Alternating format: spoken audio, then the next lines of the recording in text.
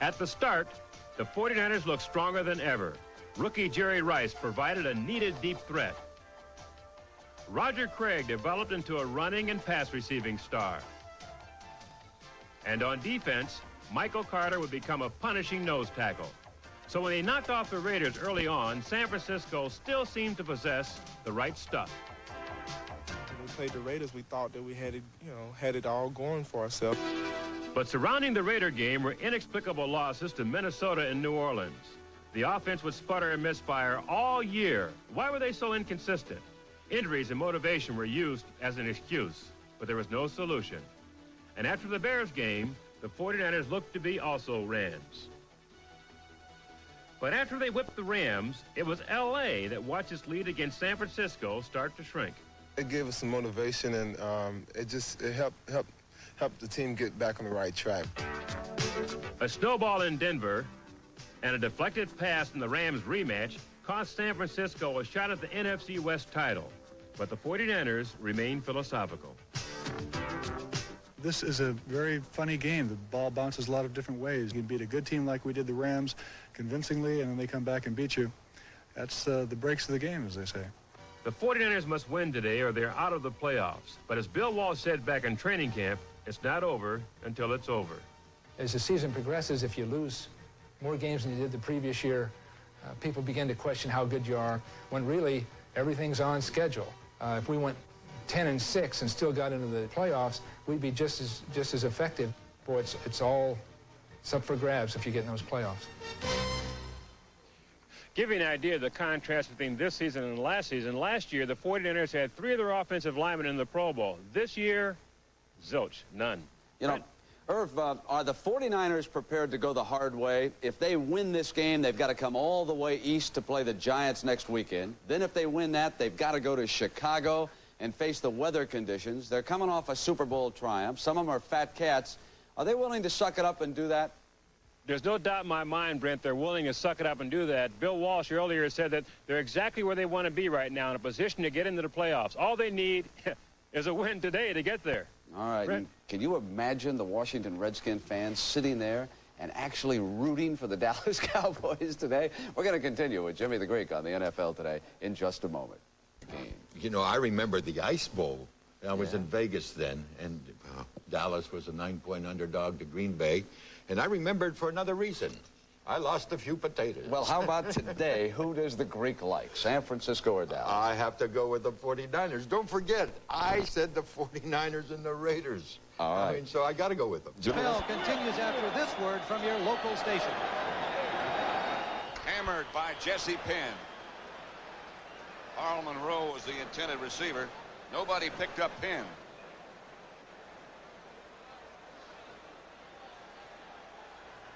You know, Jesse Penn is the guy. He's coming from right here. They also brought Lockhart, but he was the #1 draft choice of the Cowboys this year. They think that he's going to be a real good one. Of course, when they don't block you like that, we're all going to be good ones. Isn't that the truth? Well, most of us. Rice in motion. Montana back to throw. To Russ Francis. That should be enough for a first down. Michael Downs tackled him. The Bears finish the season on a high note, 37-17 over Detroit. Finished their season also at 15-1. And those of you who watched that victory, this is Candlestick Park. Dallas 7, San Francisco nothing, but the 49ers on the move. About a foot shy of a first down at the Dallas 36. 49ers call this formation Little Angus now.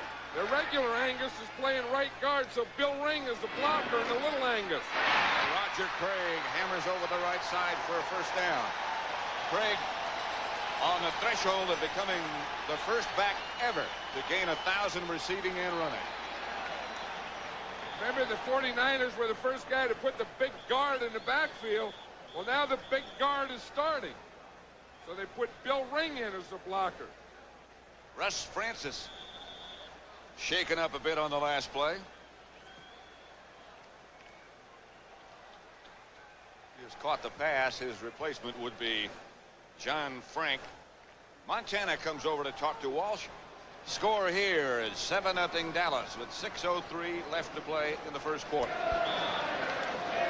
Pat Summerall and John Madden at Candlestick Park in San Francisco, where the 49ers need a win to get into the playoffs. The Redskins won yesterday in St. Louis, and the Giants will be the home team next week. Montana quickly out to Rice. Rice can't shake one tackle. That was by Victor Scott. Very quietly, Victor Scott has become a very valuable part of the Cowboy defensive scheme. You know, with Ron Fellows out, he has to become an important part because he's starting at right corner. And it was interesting, I think about 5 of the first 6 or 7 passes that the 49ers have thrown have all been directed at Victor Scott. He's got Dwight Clark this time, and Montana goes back. Here comes the blitz. Lockhart chasing Montana. He gets rid of it. Knocked away. It was intended for Rice, and Everson Walls got an arm in there and hammered it down. Did you see Montana throw a left at Lockhart there? I haven't seen that one in a long time. Let's watch Lockhart and see all the way and see as Montana goes back. Now, usually when he tries to escape, he goes this way. Now, watch what happens here. The Cowboys know that. They're going to try and flush him out. Then they're going to try and get containment up the field. But see, Ed Too Tall Jones doesn't get up. Lockhart is still chasing him. He gives him a push at the end. Then Montana came back and gave him his own push. Watch Montana. Hey, a left. Come back with a right now, Joe. 3rd and about 12. Pressure's on again, and Montana's hit again. And the flag is down again. Everson Walls came down with the football, intended for Rice. Montana really took a shot. I think that shot was by Randy White. Randy White is the type of guy that will loosen a few of those teeth for you when he comes flying in there. But that's what the 49ers want to do. They think if they're going to blitz, if they're going to pressure him, then they have to pay for it by handling Jerry Rice man-to-man. Well, Everson Walls just did it with the interception. That's Walls' 9th interception of the year. He leads the NFL, trying to become the first player ever to do it 3 times.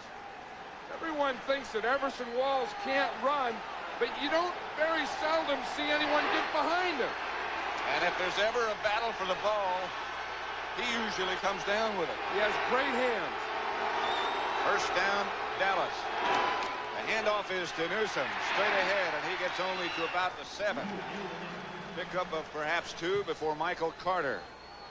And Ricky Ellison stop him.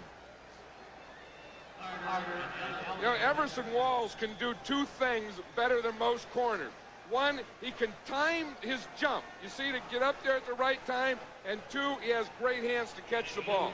A lot of them can cover, a lot of them can knock him down, but Everson Walls can jump and catch him better than most. 2nd down and 7. Or call it 8. They're at the 7.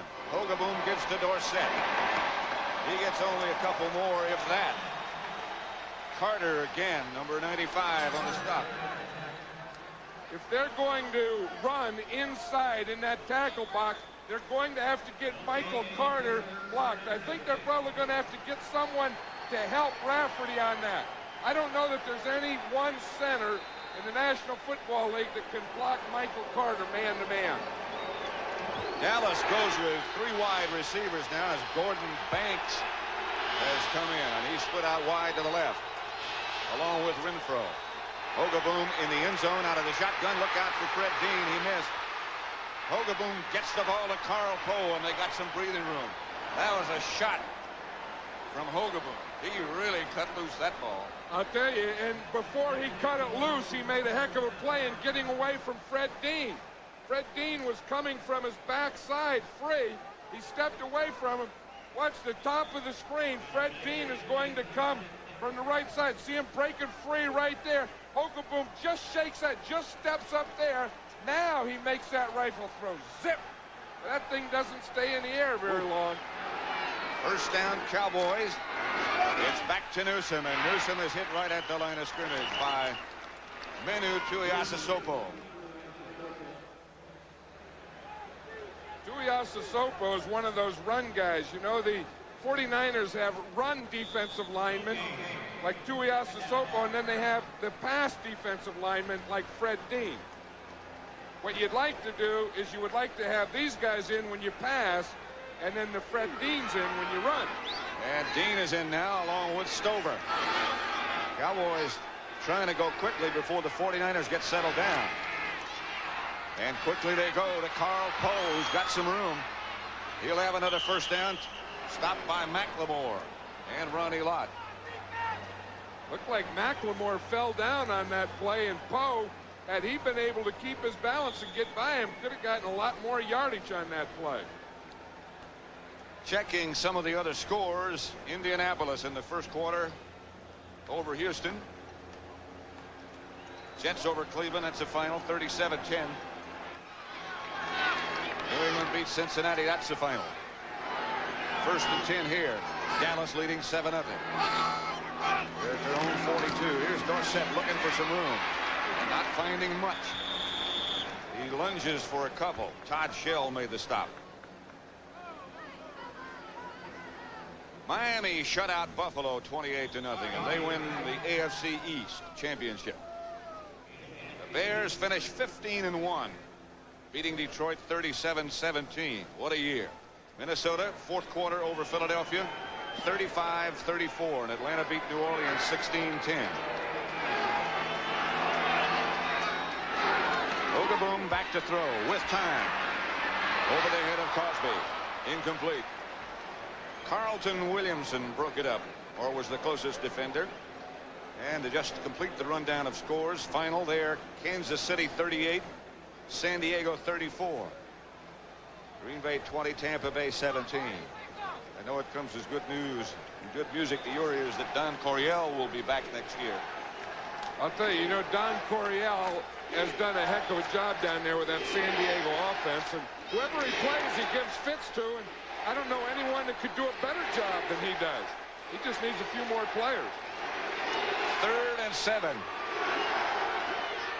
Hogeboom out of the spread. Here come that 49er blitz. Hogeboom gets away from it again. But he did not get the first down. He got up just to the line of scrimmage. Carlton Williamson. Yeah, the 49ers don't believe that Hogeboom can run. So what you try and do when you have that situation is you try and blitz up the middle.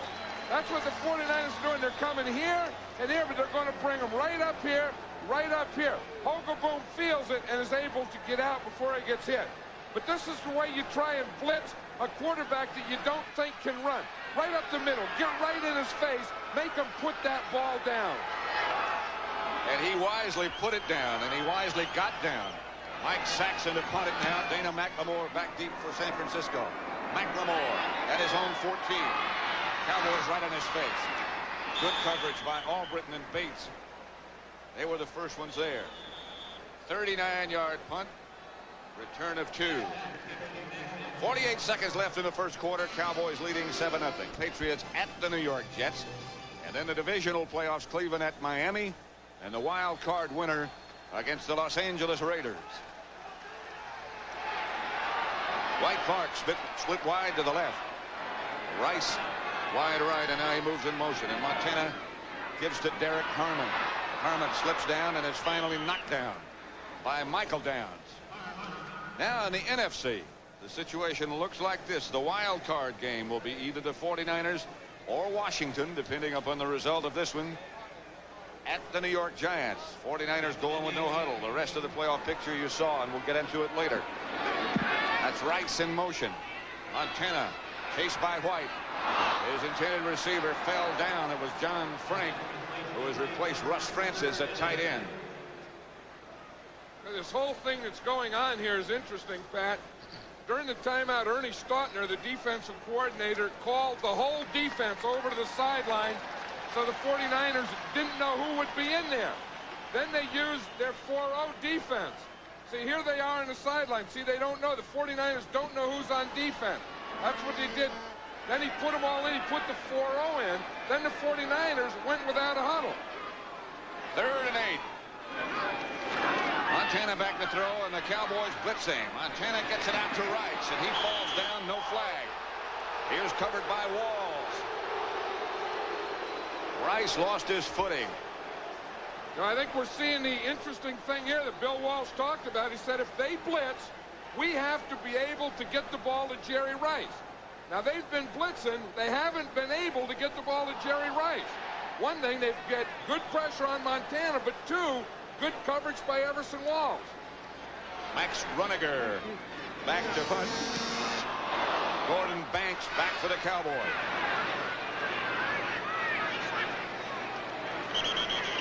Not one of his better efforts.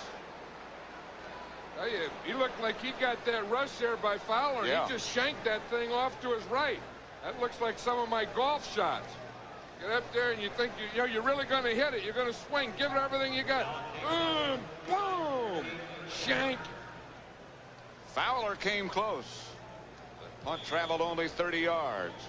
I think he saw Fowler coming. You know, he's a right-footed kicker, stepping that way, and Fowler was coming into his face.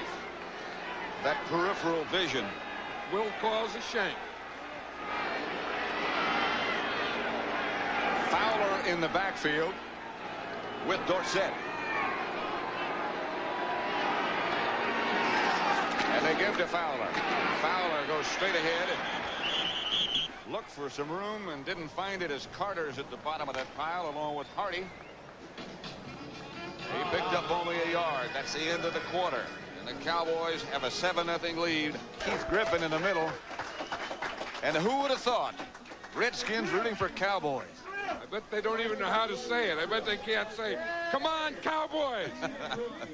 You see, he can't say, stuck. He said, what do we say? How do you root for the Cowboys? From the time they become a Washington Redskin, they have to learn to hate Cowboys. Right. On 2nd down. Fowler stays in the block. Hogeboom gets it outside to Dorsett. And Tony gets that knocked out of bounds at about the 43-yard line of San Francisco by Carlton Williamson. Tony Dorsett, 43 receptions for 424 yards and 3 touchdowns this year. He has become, well, he always has been, just not been used in that capacity. He has always been a good pass receiver. He's been around for 9 years. You always think of Tony Dorsett as a young guy, but he's been there for 9 years. Then you always think the other way, like he's always been there. I still think of him as a young guy. A young guy who's always been there. Yeah, right. Here's Hogeboom. Gets it down to Renfro. Renfro, who was hammered by Keena Turner, had 12 stitches taken in his arm last week. He made those 2 clutch catches against the Giants. I think Renfro did a little hammering there, too. You know, anytime, right at the end, just before you get hit, you always want to take off to finish that guy off. There's nothing in the rule book that says that you have to sit there as an offensive guy and be a target. You can do some hitting, too. And that's what Mike Renfro did. He just went boom, and he exploded into Keena Turner. He delivered the blow, as they say. 7-0, Dallas. Volunteers, we've seen how it works. Rich, smooth. Ready to go.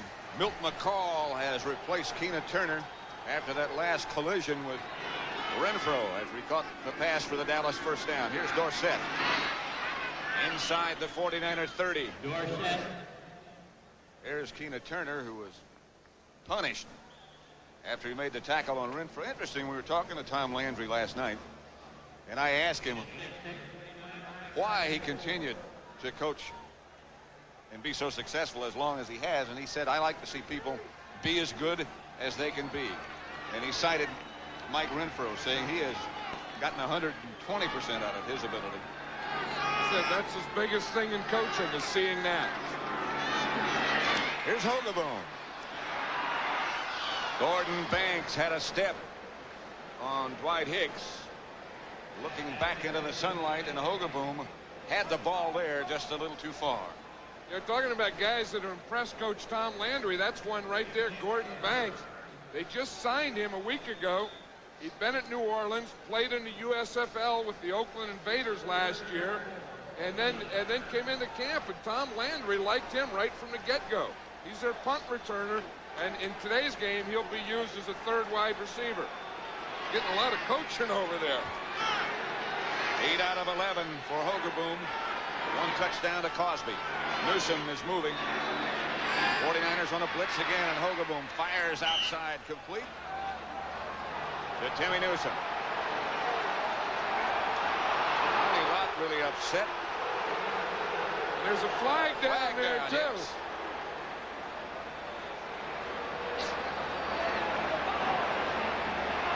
Looked like Ronnie Lott touched the official. You know, you don't have to hit him. If you just put a hand on those officials, that's going to be 15 yards, or it may be ejection from the game. Personal foul on the defense. They didn't say who it was.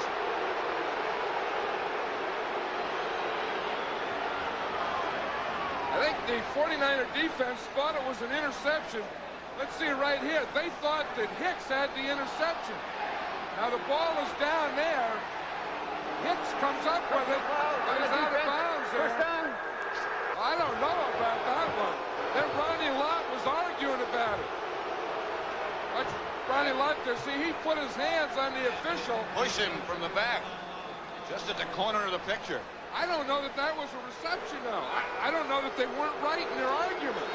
Well, Newsom had it. And then when he went down, the ball came loose, and Hicks came up with it. Whatever, it's first down Dallas inside the 15 of the 49ers. Hogeboom gives to Dorsett, and he spins down to about the 11. Wayne Board on the bottom. We had to take one more look at that thing to Timmy Newsom. So we can see if he has control here. Looks like as he goes down, the ball comes out. The officials there are saying that he had it. I don't know if he sees that Hicks had it. Now he's waving no. He's waving incomplete. And then, so he said that the pass was an incomplete pass. Then Ronnie Lott pushed him. It's second down from the 12. And the pitch is back to Dorsett, and he's around the corner almost. But Ronnie Lott comes up quickly with an assist from Ricky Ellison. What looked like it was going to turn into probably and possibly a touchdown turned out to be nothing. But they had sure did one. They had sure fired Ronnie Lott up. You know, he's that fiery type of player anyway, you know, and a good tackler. And he's a defensive back, but he's about half linebacker in him. And he likes to get up there and get in that action and make those tackles. Banks and Renfro are split to the left. Powe is off to the right. Here come the 49ers on that blitz. Hogeboom lost it in the direction of Renfro. Dwight Hicks was right there with him, as close as you can get. Those of you who watched the Philadelphia-Minnesota game, welcome to Candlestick. That must have been something. Philadelphia 37, Minnesota 35. Here at Candlestick, it's 7-0 Dallas over San Francisco in a game that the 49ers must win to get into the playoffs. Septien with Hogeboom holding from about 30 yards out.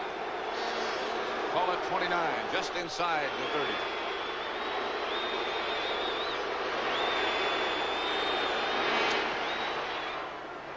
Septien is good, and it's 10-0 Dallas, and the Redskins love it. If Dallas can win, the Redskins will go to Giant Stadium next week to play the Giants. It's 10-0. 11:56 left to play in the first half, and the Dallas Cowboys leading San Francisco 10-0. Dallas has had the ball 13 minutes and 2 seconds to 4:58 for San Francisco. Septien set to kick it off to McLemore and Monroe.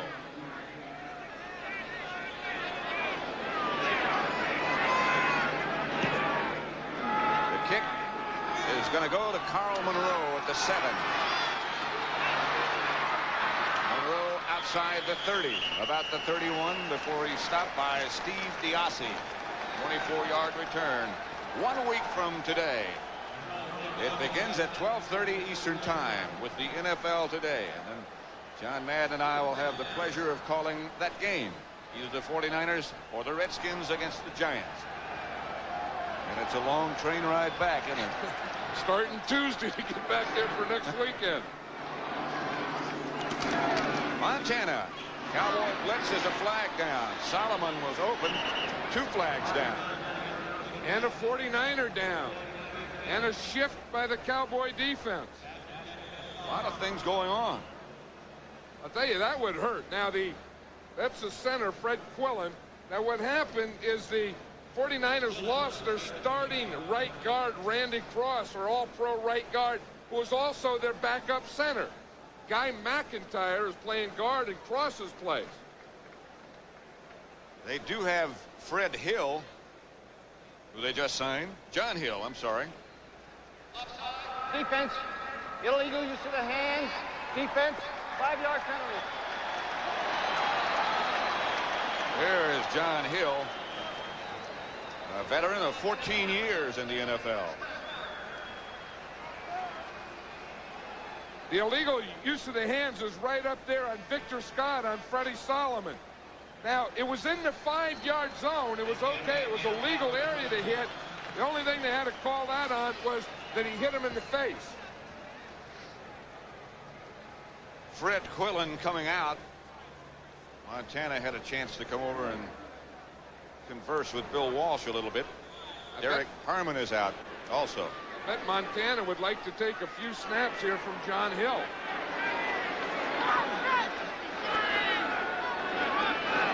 Montana back to throw. Has some protection. Gets it out to Dwight Clark. The quick square out is good for 8. You know, one thing, of course, the 49ers haven't had the ball a lot, Pat, but one thing is obvious. They haven't really gotten it yet to their bread and butter player, Roger Craig. And Craig is the guy that if they're going to win this game, maybe they can get it to Rice deep, maybe they can get it out to Clark, but if they're going to march up and down the field, they're going to eventually have to start getting the ball to number 33, Craig. Quillen is back in the offensive line, by the way. That was Solomon in motion, and there's Craig. And a first down and a flag. Randy White made the stop. That's in the area of offensive holding.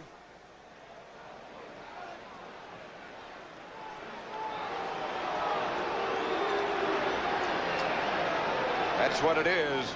And it's in the area where it's going to be the center or one of the guards. Number 62, offense, still second down. That's Guy McIntyre, number 62. He's on number 78, John Dutton.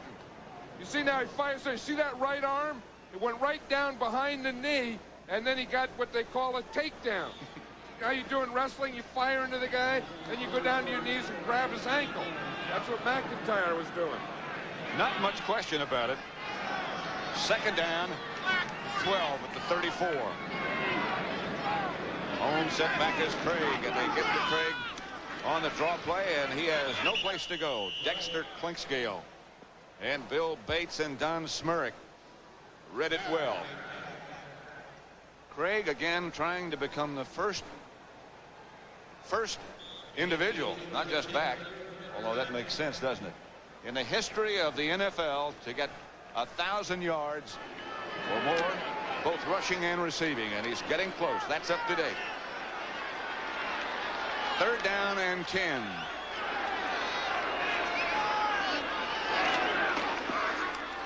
Montana flushed out of the pocket by Jeffcoat.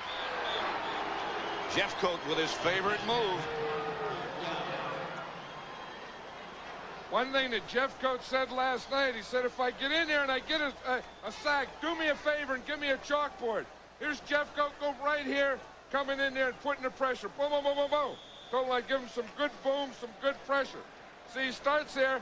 Now he starts to the inside. He just took a stunt. Now the reason he got in there is that no one blocked him. That does help. Banks juggles a minute, is out to the 40, going back the other way, is out to nowhere. He lost about 4 yards. John Frank. A very serious but a very, very effective, good player, Jim Jeffcoat. Bill Bates starts in this hole. Bubba Paris, the tackle, takes him, and then Jeffcoat comes to the outside. See Bates start on his blitz. Boom. Paris sees him, steps down, but in doing so, no one takes Jeffcoat. Oh, there's a quarterback. Quarterback says he's not going to get me. I'm going down. Fowler and Dorsett in the backfield for Dallas. Hogeboom faced by Dean, but Powe is wide open. Right at midfield. He caught it and covered up. A gain of 16. You know, last night all the players were saying, hey, Tony Hill's not playing, but don't think that that doesn't mean that we can't throw the ball. Because this guy Powe is really something. And Karl Powe, you know, is going to someday, they feel, be a star in this league. They say he just keeps getting better every day. 6'2" and 175. He is split wide to the left, right down at the bottom of your picture this time, and Renfro's up at the top. Hogeboom to Renfro. He caught the ball. I can't believe he made that catch. Dwight Hicks was right with him. He was falling down, looking into the sunshine. Everything possibly could have gone wrong. Say, when things are going your way, they're going your way. When you can catch them like this, you make a move. Candlestick Park is always slippery. You start to slip, you fall down, you come back, you catch the ball. And then someone's going to say you had good concentration. Yeah. That's a heck of a lot more than good concentration. If he didn't fall down, I don't think he would have caught it. No, a lot of guys can concentrate, but they can't catch it like that while they're concentrating. Hogeboom gives to Tony Dorsett. He spins in the middle and got maybe two. Ricky Ellison on the stop. Jerry Rice, who Bill Walsh felt was such a key to this game, got something wrong with his foot. Well, what they're doing, I think they're changing cleats here. Usually, the heavier the field, the longer cleats you want. Now, a player will usually start with medium or short cleats. Then if he has trouble slipping, what he does, instead of keep slipping, he just puts on longer cleats. What did Dorsett say last night? He's going to start with long cleats. Longest they got. Here the 49ers come after Hogeboom. He just throws it up, and it's caught by Powe. Karl Powe. A Dallas first down. Eric Wright, the defender. Hogeboom again was hit, this time by Stover. A gain of 15. Hey, Gary Hogeboom is doing his part today. Jeff Stover was hanging on him. How he was able to get the ball with that much velocity out there. Watch, he's running to his right. Now he has to start going backwards. He can't step forward. There's 72 Jeff Stover in him, and he still gets the ball out here and leads his receiver, Karl Powe. And Stover wound up with a bad shoulder and had to come out of the game. Hardy has taken his place.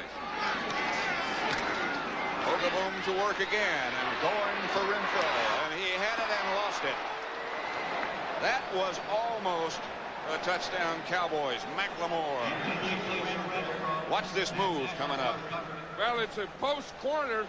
Watch Renfro. He's down here at the bottom of the screen. He's going to start up. Then he'll start in to his right to the post. See, he goes there. See there?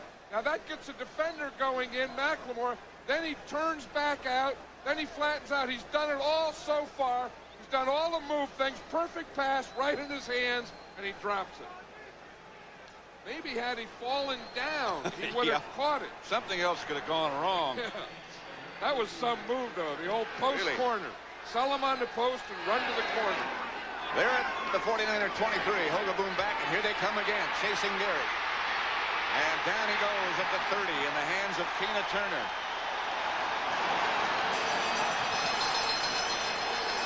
They just didn't get him blocked. A loss of 8.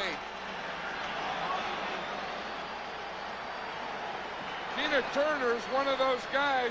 He's right up here, just has great speed. He starts in here in the blitz. He's faster than Hogeboom now. Hogeboom starts here, he comes in, and he can run faster than Hogeboom can escape. Watch him come here.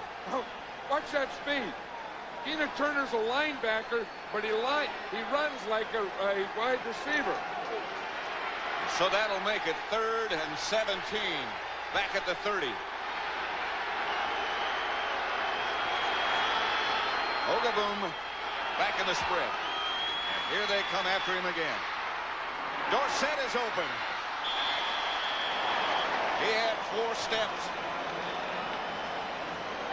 That could have been 6. But again, Hogeboom is hit. I'll tell you, every time Gary Hogeboom throws the ball, he's ending up on the ground. They're getting enough protection for him to get rid of the ball, but does he pay for it when he gets rid of it? Watch here. Fuller's coming from the outside.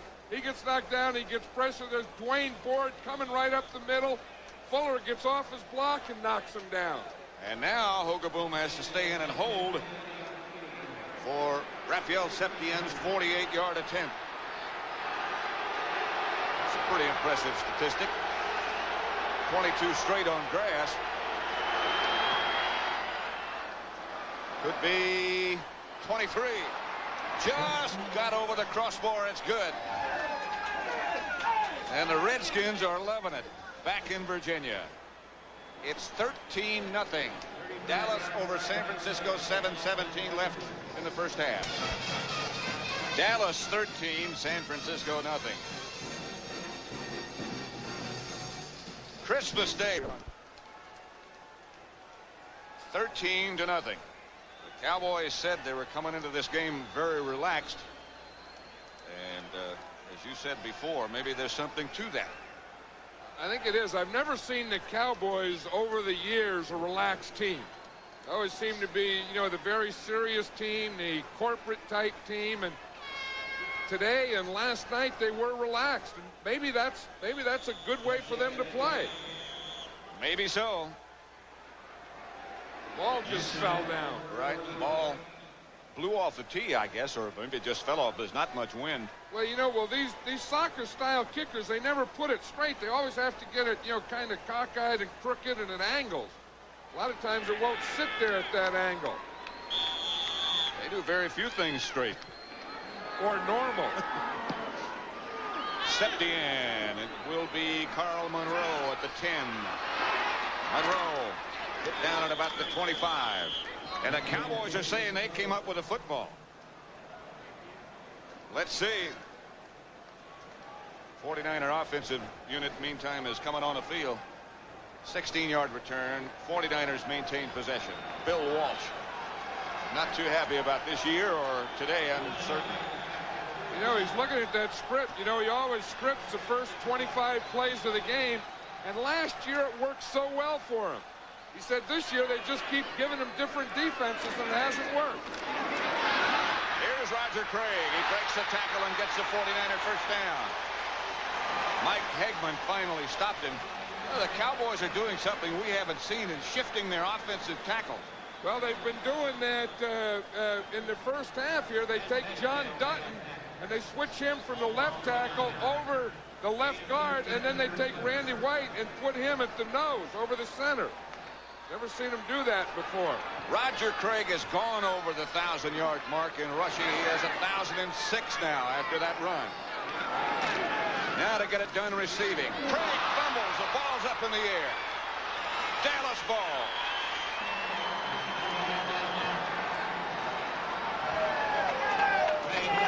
How about it? That was Eugene Lockhart, the hitting machine. Roger Craig, he hits Roger Craig. Watch as Craig comes in there. It's a little delay. He's going to try and come back here in the counter. Now watch 56 Lockhart. He comes in and he gets his head, I think, across the body and right on the ball of Roger Craig. Craig didn't see him. He sneaked in from that backside. Jeffcoat made the recovery. Jim Jeffcoat got it. There's the guy that caused it. The hitting machine. He said, I read that. I saw both guys pulling. I got right in there behind him. Dorsett is split wide as a flanker. They pitch it back to Fowler. Fowler hammers inside the 35, and there comes the penalty marker. Ronnie Lott made the stop. Phil Posderick, number 75, was just pounding his fist into his hand. And that would mean to me that the penalty would be against him. No. Posderick misread it. Not guilty. Maybe it's against okay. the guy who did something to him. Look at Pozderac. He got those shoulder pads on. He got some extra stuff underneath. He's from Notre Dame. He's also 6'9". Hands. Defense. Into the mask. First down. In the mask. Well, you know, he plays against John Hardy, number 75. Now watch 75 there. You see him? He just hits him right there in the face, grabs his face mask. See, he's working the face mask. Pozderac was working against him. Watch Hardy get his hand as he grabbed the face mask and pushed it. Pozderac thought they were calling him for holding. Looked like a couple of dinosaurs fighting. Hogeboom gets rid of it in time to Dorsett. He was looking right into the eyes of Ricky Ellison.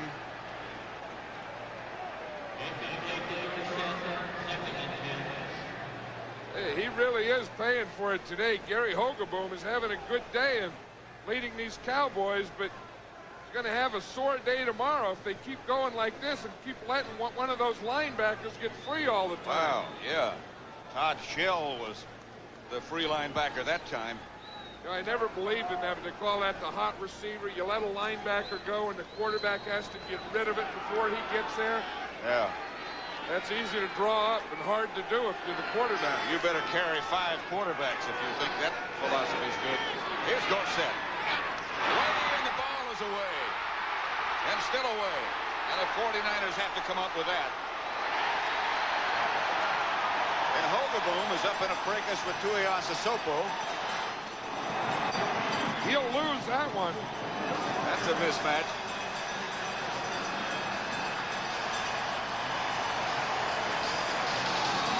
That's Michael Carter there. They finally got him off the field. He's probably as fired up about this game as anyone. Michael Carter, he's from Dallas. He was a Cowboy fan. He's the guy they want to run at and come off of him. Fred Dean was the guy who made the tackle. You see him? He made the tackle and got his hand in there and pulled the ball out on Dorsett. Tina Turner comes up with the fumble recovery. So it's first down, San Francisco. Inside their 20, about the 17. Montana back to throw and fires complete to Clark. Michael Downs on the stop. That's about a yard short of a first down. San Francisco's first 4 possessions. Of course, they don't have any points. Interception, punt, and a fumble. It's hard to get in the playoffs like that. Well, it is, and they know. And Bill Walsh said the other day, if we don't beat the Cowboys, we don't deserve to get in the playoffs. I think the players feel that way, too. I know when Washington won yesterday, they all said they were happy. They said, because if we're going to be there, we want to win to get there. I think, really, the roster reduction from 49 to 45 probably had a bigger effect on the 49ers than any other team.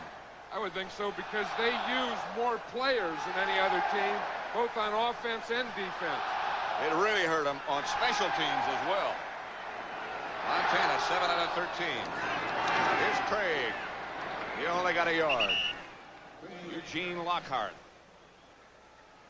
You know, one thing that they do so well and have over the years since they've had Roger Craig is hit him on those short possession underneath passes.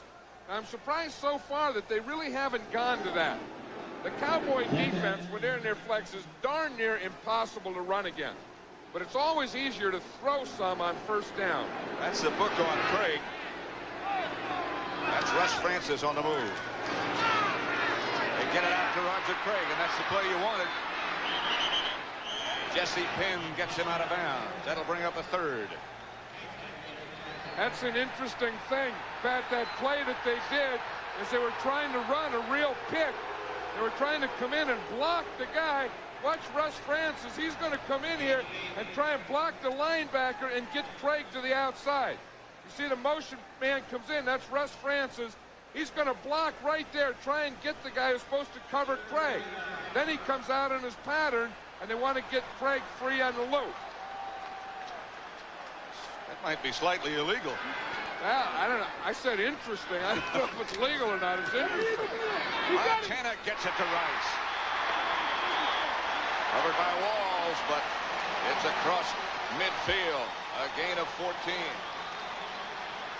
These are the things that they feel that they had to do. They have to get the ball to Rice, especially if they're going to blitz. Walls tried to get that right hand up there to bring him in. You know, a defender will do that, get that right hand in the jersey, then that'll bring you into the pattern, but Rice still got by him. Rice wide to the left this time. Montana back to throw. With time, he's got a man wide open. That's Dwight Clark, and that's no contact.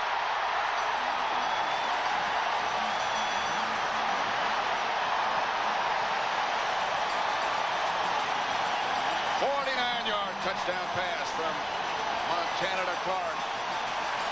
That's a combination that Cowboys well remember.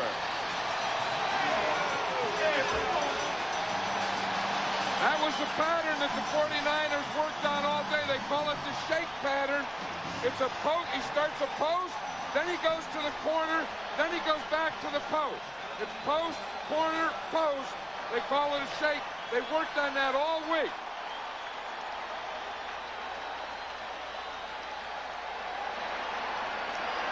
Ray Wershing with Kavanaugh holding makes it 13-7. 3:54 left in the first half at Candlestick. Usually it's two things. You watch Dwight Clark up on top. Usually you go post then corner. Here they go post. See post, now back corner again, now back post again. You see what it did to Victor Scott? He said that's the old post corner. Scott started to run to the corner. Dwight Clark gave him one more move.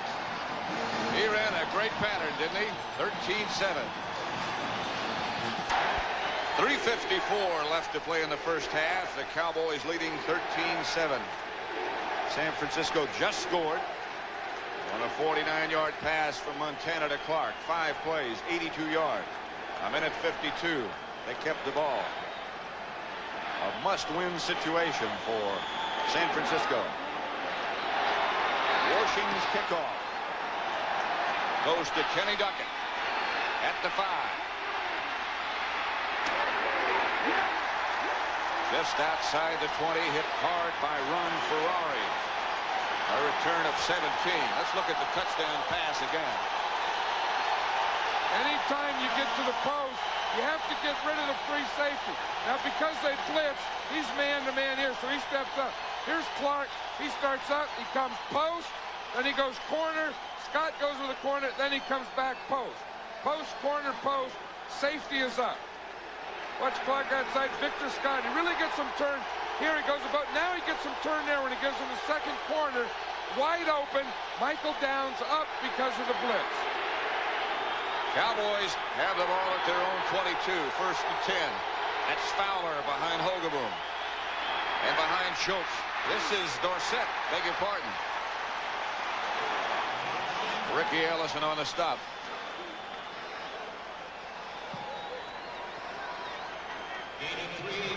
They're starting to block now on Michael Carter in a different way. That time they influenced him. They brought Rafferty the center down. Then they brought the right guard. Kurt Peterson came down and blocked him. He is big, strong, and just as important, very quick. Low to the ground. He looks like a sumo wrestler. To Cosbie. He had it, looked up the field, and lost it. Ronnie Lott hit Cosbie. And Carlton Williamson did too. I bet Ronnie Lott had something to say to Cosbie after he hit him. Usually those safeties say, hey, don't come in the middle anymore because I'm waiting right here for you. Watch him. See, he hits him, and now he's going to say something to him. Say something like, don't come in here anymore. See? The offense doesn't pay any attention to it, but they still do it. You know, it's good talk. If he doesn't come in the middle, where else is he going to go? I mean, he's the tight end. That's his area. Right. Hogeboom to Powe, and he's got it. Karl Powe is just barely caught from behind by Dana McLemore. A gain of 34. And Powe is putting on a show. A show by Powe. They got him out there. Now, what they did on tight coverage, it's just that little quick up or fade, they call it. He was out there on McLemore. Dana McLemore had a man-to-man. Just gave him a little move, boom. Hogeboom came back and just threw it right up over his shoulder. He's caught 5 passes for 101 yards. And we have 2 minutes and 30 seconds left to play in the first half. And he doesn't start. He did today. Fake to Dorsett. Hogeboom for one-time with time for Renfro. And he's got it inside the 10. Again, it's McLemore, the victim. Well, supposedly he can't run. He's not big enough. But he sure does catch a lot of passes. And they're finding out where Dana McLemore is. Eric Wright has been out of the game. They put McLemore on one side. They're throwing up on him. They get him over here on Renfro, and they throw that big cross on him. I think that's part of the game plan. Look for number 43, and who's ever covering him, go deep to him. 13-7 the score with 2 minutes to go in the first half. Cowboys first and goal at the 49-9. You know, it's interesting. The Cowboys were working on Dana McLemore, who replaced an injured Eric Wright, and now they've taken McLemore out, and Torrey Nixon is in there. That's number 20. Powe is out on Nixon. And that's Cosbie in motion, and Hogeboom back to throw. Hoping for time. Look out. Jeff Stover tripped him up from behind. They were looking in the direction of Torrey Nixon. There's Mike Renfro there. He's against Dwight Hicks. See, he starts in on that post corner move. I think Hogeboom wanted to hit him early. Then he came back and he was looking to this side, but Jeff Stover caught him from behind. Renfro goes out wide to the right, and Powe comes wide left again. Dorsett. Now Hogeboom moves Fowler to the other side. They just barely got the play off. Hogeboom doesn't get anything off. Ricky Ellison.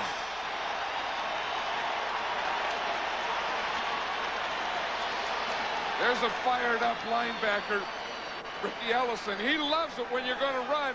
Here he is here. He gets in here unblocked, and he gets Hogeboom before he has a chance to even start back. Watch him. He times that good. He times it well. He goes right over Dorsett.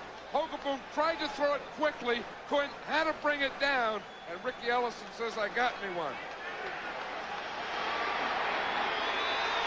Clock running less than a minute now in the first half. Both teams have all 3 timeouts remaining. Hogeboom out of a shotgun. Tried to draw play to Dorsett. And Jeff Stover and a lot of people were right there. And Septien will come on. I don't think I would have run the draw to that side. They ran it to the side of Jeff Fuller. Now, he's like a linebacker when he goes in there. He's usually blitzing. I think I would run that away from Fuller, because he's usually coming, and he was coming right now. Boom! They tried to run the draw into him. Hogeboom will hold for Rafael Septien. Field goal attempt coming up for Dallas from about 40 yards out. And Septien never misses on grass, huh? Well, he hasn't for the last 23 times. It's a good advertisement for grass. Dirt, mud. You get a Fuller up here. When he comes in, he's always going to be coming tough off that corner. Now, of course, they're coming on the blitz here all the way, so it's tough to run a draw. I mean, he comes here, boom, boom, boom, and they all just meet right in here. It didn't have a chance. You don't like the delayed stuff against the blitzing. See the 49ers? We stop it right there. Watch all these red jerseys right in here. They don't have a chance. Where's Dorsett? He's underneath in here somewhere. Underneath. That's running into the teeth of something. That's good artwork, too. Dorsett, he has his arm full. He said, you can't run that play when they're all coming like that, Drew. That diagram looked like today's special. Red snapper. 41. That's the distance. Septien is good again. And the Redskins celebrate accordingly. Tom Landry's very excited. Buying themselves dinner. There's not much food at the trough. Some weak tables there. Yeah. I'd load up the trough so you can belly up. Should be a turkey there. first pick in the draft. I wonder if they'll take Bo Jackson. Now there. As a table, yeah. I mean, that's good.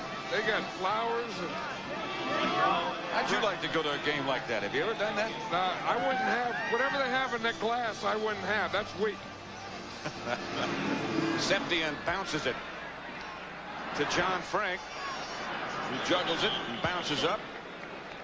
And Michael Downs was there to knock him down, along with Broderick Thompson. 32 seconds. That was a good timeout called by the 49ers. They've got 2 left. They called it just before Septien's field goal. You know what they'd like to do, I think, is get like one first down here, about 15, 20 yards, then maybe take another shot at that shape. They got 3 wide receivers out wide to the right. Montana looks left, however, and he's got Rice. And he's got speed and a lot of it. And very intelligently, he gets out of bounds. 23 seconds left to play in the first half, a gain of 31. That's the old thing, you know, you get all the guys out on this side, the 3 out here, make you think you're coming here, and then get your one-on-one and work it back to this side.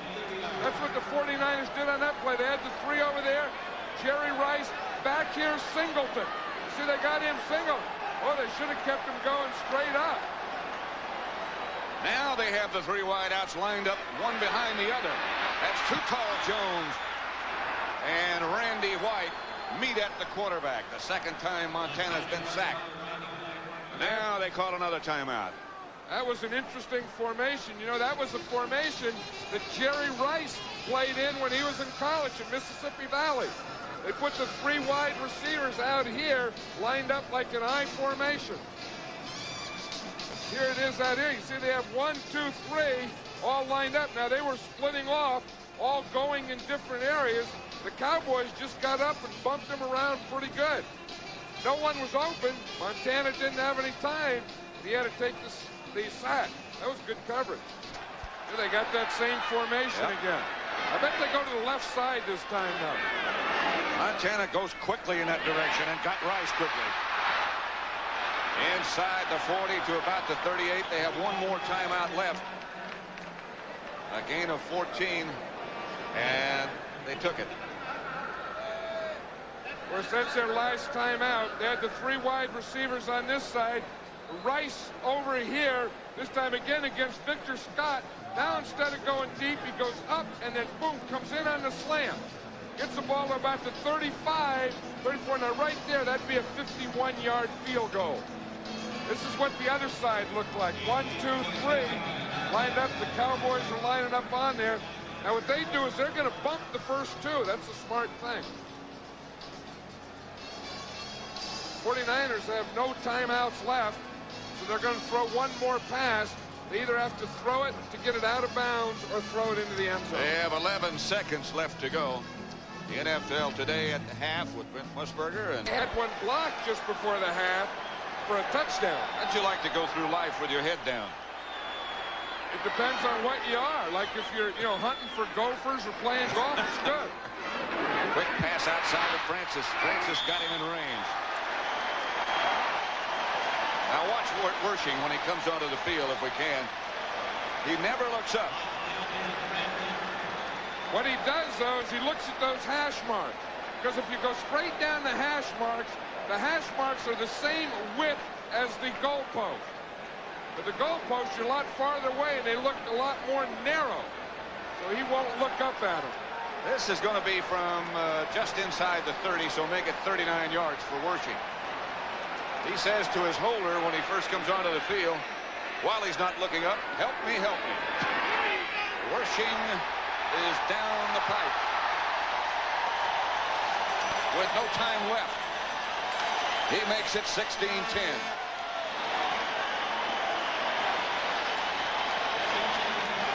That's the end of the half. A good first half. And the score is Dallas 16, San Francisco 10. A game that means everything to the 49ers and to those guys, the Redskins. As Tony Eason, off a little play fake, goes downtown, and it's Stanley Morgan for a 50-yard touchdown, 129 yards. With Curtis Gentry, and I want to watch how he uses the 12th man so very well. Watch the official screen the kicker right there. Gentry says, "Thank you very much. I'm on my way for the touchdown," and the Bears are on their way, too. Hogeboom dropping back here. Will pick up Cosbie in the end zone. Play action pass to Tony Dorsett. He finds Cosbie wide open for the score. And the man who would have been throwing that pass, who's not playing today, is Danny White. Danny, I saw you in the sideline calling signals. Are you running an offense today? Well, I'm helping a little bit to call some of the plays, but when Coach Landry's around, you don't really help. And they give 2 moves before they go the other way. Watch 87 Dwight Clark. There's 1 move, there's 2, and then back the 3rd. He went post, then corner. Victor Scott really went for the corner. Then he went back to his 3rd move, the post, and he was wide open. Well, you know, John, we get back into that situation where we talk about it doesn't mean weekend. Merry Christmas from all of us, too, at CBS Sports. At Candlestick Park, that's the situation. We get ready to start the 3rd quarter. The Cowboys 16, the 49ers 10.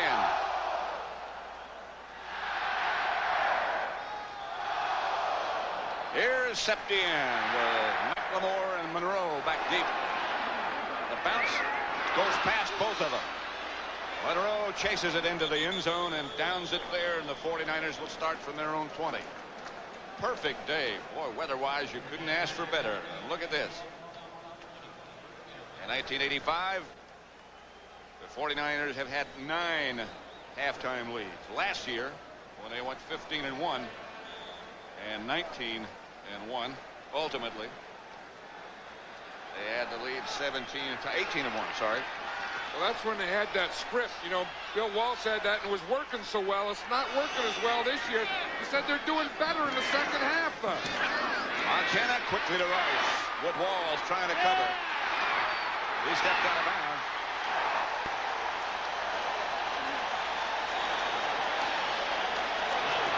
And a mark it up at the 44-yard line for a pickup of 24. That was some tightrope back there. Watch you. He's going to run it out. Then he'll make Walls miss here, 24. Then he makes Clinkscale miss right here, 47. And then he finally gets the 3rd guy, Gene Lockhart, finally gets him. That was 2 misses and a get, but he got about 5 extra yards on those misses. 24 total. First down 49ers at their own 44. And the give is to Derek Harmon. And the flag comes down out of the middle of the pack. Jesse Penn stopped him, but it's again in that area where it is most likely offensive holding. It is. That umpire, he sits right there behind those defensive tackles, and he's watching the center and the guard. And usually when it comes from there, it's going to be against the center or one of the guards. Holding, number 68, offense, still first down. Here's against Dutton. That's the left guard. Usually they watch that. See, now that's one of the shifts. Dutton shifted over to that side. You see Ayers blocking him right there in the right of the screen. Now right there, you see the arm got behind him, and he hooked that elbow. Montana retreats on first down and goes quickly to Rice and has him. Rice gets back just about the 10 they lost. Down on the arms of Victor Scott. You know, the thing that the 49ers do is they still complete the ball. They still do things in spurts. They still get the big thing. But the thing that's haunted them all year is they're not doing it consistently. You know, I mean, Montana hits zip, you know, gets the ball there. They get a run. Then something happens, like the penalty, a little turnover. They just haven't been able to put it together. It's 2nd and 10. Harmon comes in motion. Montana quickly out to Harmon. Maybe a yard. And maybe not. Maybe not that much. Everson Walls stopped him. Randy White put the pressure on Montana. The amazing thing was not that the ball was completed for only a yard or 2, but the fact that he even got that ball away. It looked like it came out from the side. He looked like he threw crooked. Watch Randy White. He's taking a stunt, a looping move. Now, how Montana got that ball? He was ducking. He was bailing out on that one. He only dropped about 3 yards. Now he goes back 7, and he's chased again out of the pocket. Montana does it well on the run, and he finally just throws it away in the direction of Rice. But Montana was chased by Smerrick. Well, see, and that's the typical thing. They complete a couple passes to Rice. They get a penalty. They get a sack. They flush him out of the pocket. They just can't do it boom, boom, boom right down the field the way they did last year. And last year, in that great year, that was one of their trademarks. They were solid every week. Runiger's kick is a good one this time. Gordon Banks will handle it at the 12. Gets away from one man, but the 49ers are there. A horde of red jerseys. Jeff Fuller led the pack. Next weekend, the NFL playoffs began with the NFL. Joe Morris, wow. Well, that's the type of thing you need going into the playoffs. That's why I believe it's important for the Cowboys. You don't want to play poorly at the end of the season and limp in there. Well, you want to go in peaking. They certainly haven't played poorly up until now. Hogeboom going right to work to Karl Powe. Outside the 30 to 32. Torrey Nixon now in the 49ers secondary.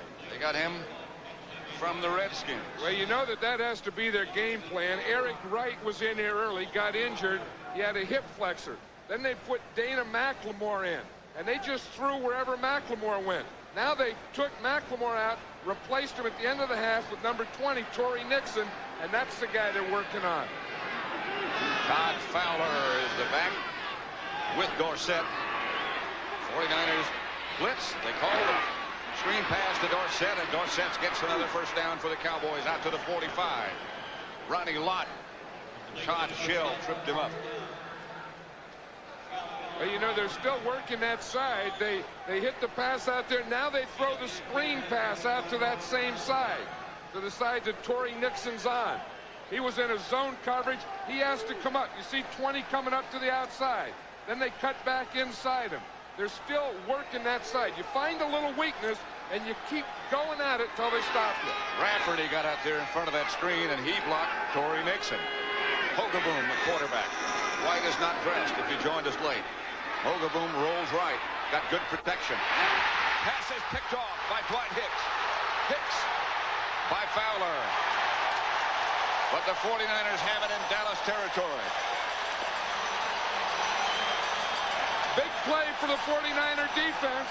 I'm sure those Redskin guys are thinking, why, when you're having so much success working on the other side, why work against the veteran? Why go to the right side? Dwight Hicks is just sitting there waiting for that one. We see the motion. We see a zone defense. See Hicks, the outside guy, just backs up, reads the quarterback, looks in, gets a good jump, jumps in front of the ball, and gets the interception.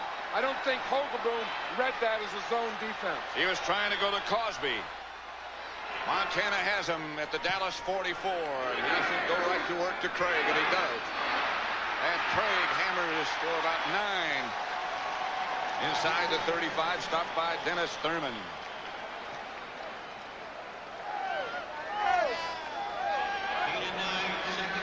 You know, they ran that counter tray on that play.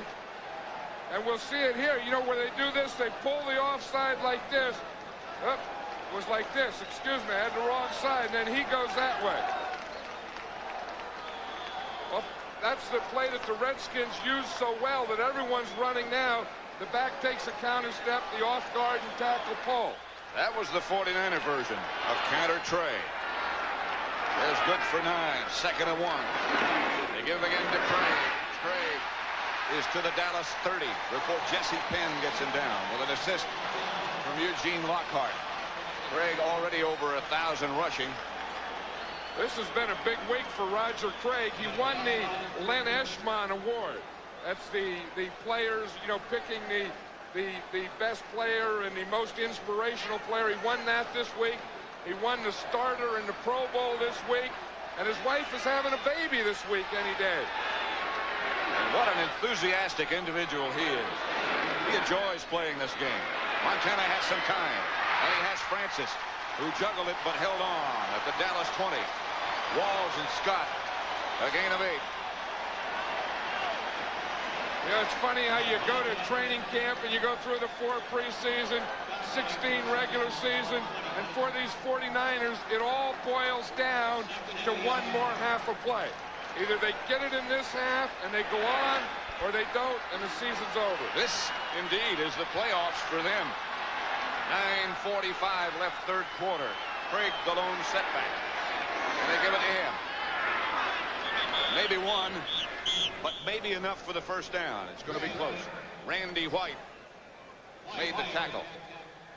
I think that's one of the things Bill Walsh decided at halftime. We have to get the ball more to Roger Craig. In the first half, he only carried it 6 times and caught 2 passes.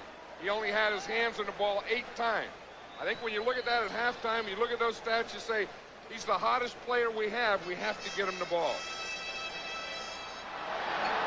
And they've certainly been doing it in this drive. First down, 49ers. Bill Walsh and backup quarterback Matt Cavanaugh. He just put John Frank in the game. Funhorst having some work done on his hand. 49er trainer hustled out there while they were measuring and now hustles off. Veteran Keith Funhorst playing with that mask on. Got a finger in the eye. Seeing more and more of that. Pitch out to Craig. He got 3 yards on desire. Dutton and Hegman out there to make the stop. I think the Cowboy defense, when they're in their regular defense or flex, probably plays that type of thing. You know, that toss or sweep as well as anyone. And there's the guy that coaches him, Ernie Stautner. He's calling in the signals there, telling them what to do. Sending in 4 guys, taking out 4 guys. It's like mass confusion. They're back in the 4-0 now with all the defensive backs. Montana gets it down to Francis inside the 10, inside the 5 he is. Dexter Clinkscale got him down. A gain of 13 to the tight end, Russ Francis. That's the thing you do with your tight end. It's a crossing pattern. We'll see a play pass. Here comes Francis across. Clinkscale was on him man-to-man. Francis just beat him by a couple steps. But the play pass holds him, holds the linebackers. Then you can sneak your tight end in there behind him. Plus, Francis runs that pattern as close as he can to that umpire. He uses the umpire as a shield on that play. First and goal at the 4. Bill Ring is in the game with Craig. Craig fighting and gets into the end zone. Eugene Lockhart made the stop, but Roger Craig carried him into the end zone.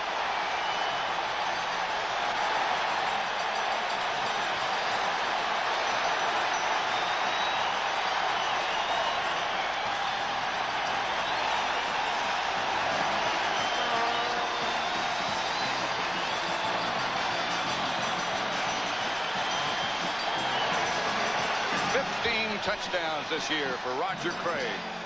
Now, Roger Craig doesn't look like a strong guy, but he sure was on that play. Worshing with Cavanaugh holding. The 49ers for the first time today take the lead. Watch Roger Craig right here at the end. Eugene Lockhart, number 56, is going to meet him about the 2-yard line. Watch there. Watch right there. Now about the 2-yard line. Drive. He takes Lockhart right into the end zone with him. And Lockhart's a strong guy. Watch where this contact starts here. 56 hits him there. And watch those legs. That leg's like up, down. Boom, boom, boom.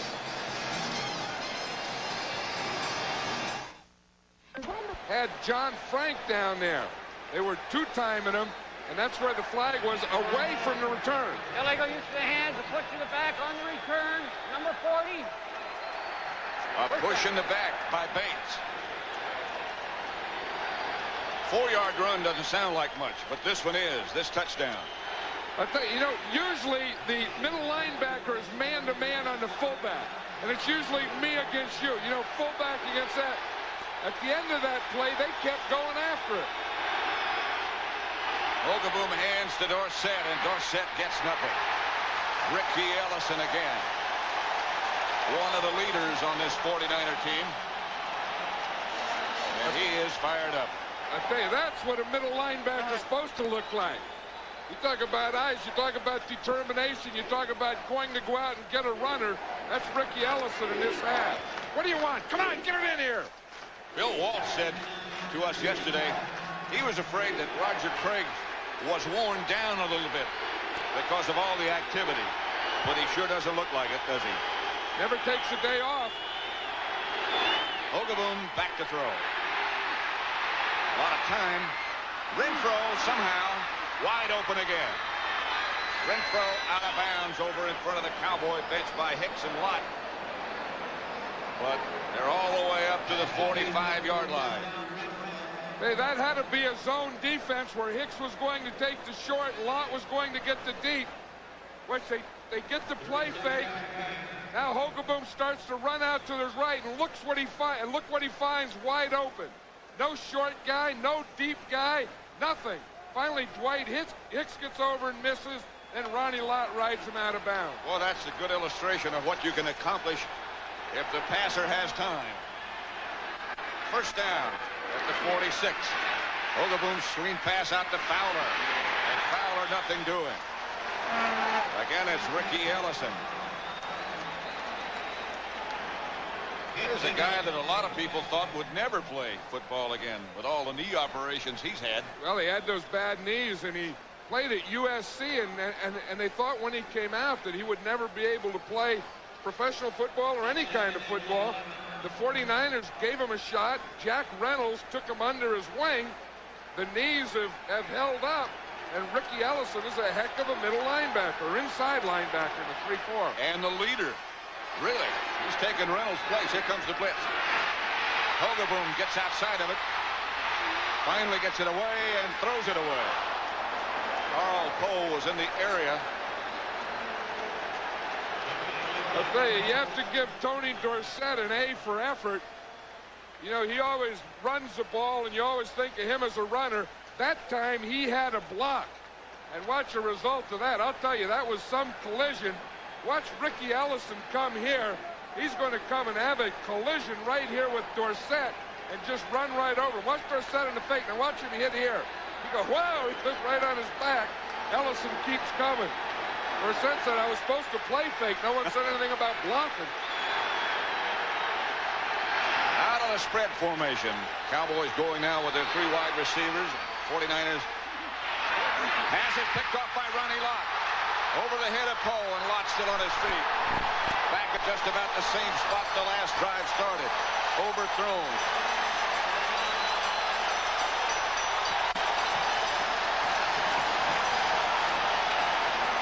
Ronnie Lott with the interception gives the 49ers the ball at the Dallas 45. He just overthrows this one. Gary Hogeboom's trying to hit his outside receiver, Karl Powe, coming to the inside. He just throws it over his head. Ronnie Lott was sitting back there in his zone defense. Powe didn't have a chance. Hogeboom just threw it right to Lott. There's Ronnie Lott, number 42. Made the interception, a turnover situation. Dallas has 3. San Francisco has 2. 49ers had the lead by 1 point. And the ball, first down at the Dallas 45. Montana. Under Mike Hegman, sacked for the 3rd time.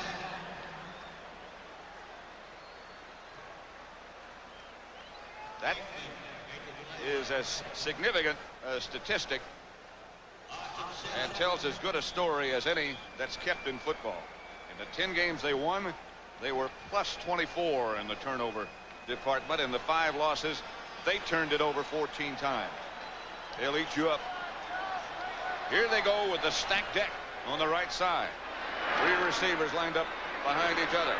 Montana has it picked off almost by Michael Downs. A collision with Mike Wilson is the only thing that saved an interception. See, the Cowboys look like they're ready for that formation because every time the 49ers have done it, the Cowboys have been in good position. Look, they have the 3 guys. The Cowboys have their 3 guys. They let one go, bump one, run from inside out with the other one, and 2 of them arrive at the same time of the ball. That's good coverage. Good defense by the Cowboys. That'll bring up a 3rd and 17. The 49ers are at their own 38. Rice is split wide to the left. Montana felt the pressure applied by too tall Jones and Jeffcoat and Randy White and had to unload. Gordon Banks comes in and goes deep. John Hardy headed for the locker room. Health-wise, he looks okay. It must be for some sort of an equipment change. Max Runiger back to punt. High, good kick. Banks hits it across the field. And the 49ers down it at the 3. They got the good bounce. Rivera. Ferrari was down. 48-yard punt down to inside the 5 by the Niners. What a great... Dallas in this half started from their own 14, ran 3 plays and had an interception by Dwight Hicks. They started at their own 8, ran 5 plays, and Ronnie Lott picked one off. Now this time they start from their own 4. 4:57 left to play in the 3rd quarter. Nothing. Maybe a yard or 2 for Dorsett. I tell you, Michael Carter, the nose tackle, really got penetration on that play. Now the Cowboys are running at him, and then Dorsett is just going to go away from him. Watch him as he penetrates. Watch him. He takes the right side. He comes flying in that backfield. Dorsett takes a step at him and then poof, right around him to the outside. So stay away from 95. Dorsett still has that amazing quickness. Not many people can do that and make that adjustment that quickly. That's Renfro in motion. And it's Dorsett on the Dallas version of counter trade.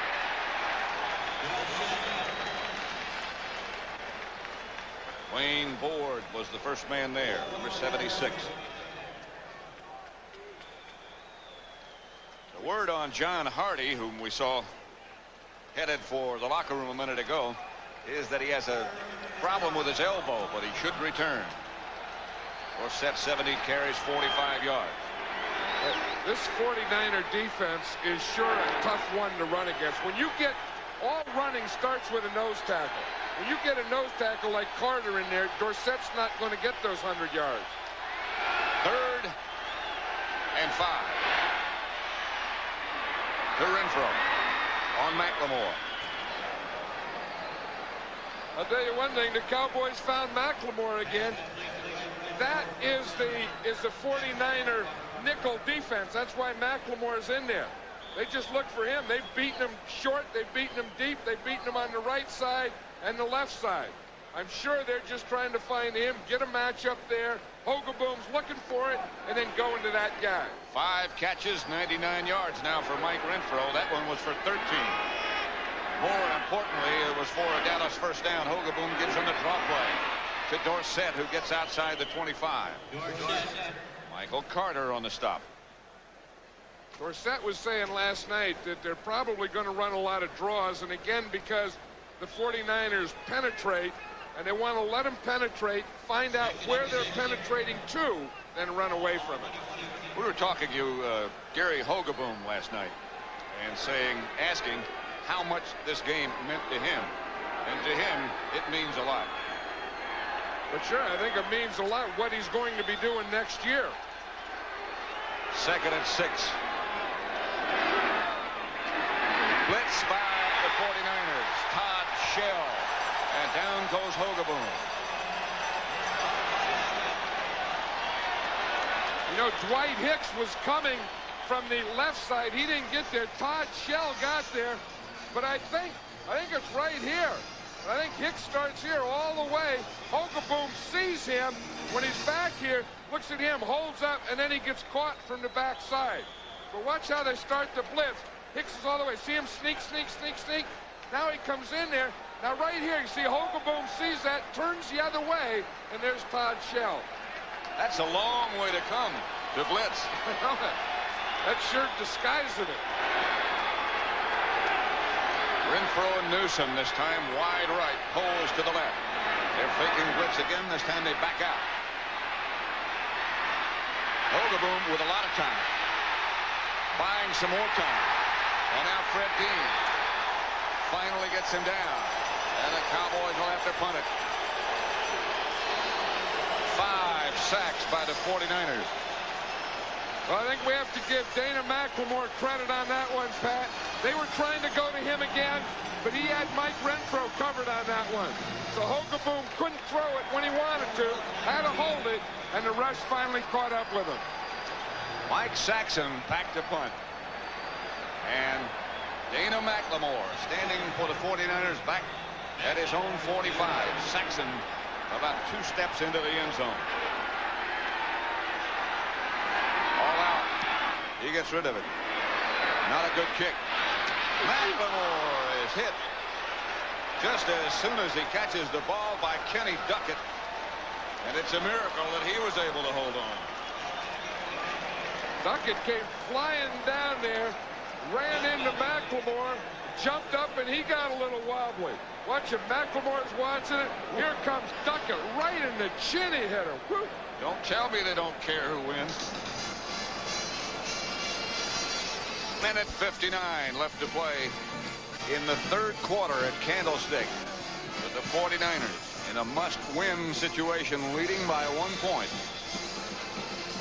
17-16, and it has not in any way been easy.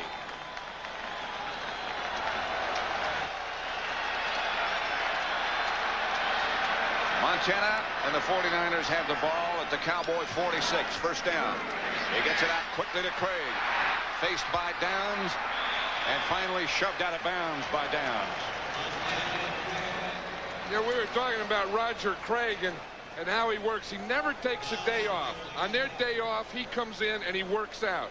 He's there every day, and then even during practice, when he runs a play, he runs it 50 yards. I mean, he runs every play 50 yards. No huddle.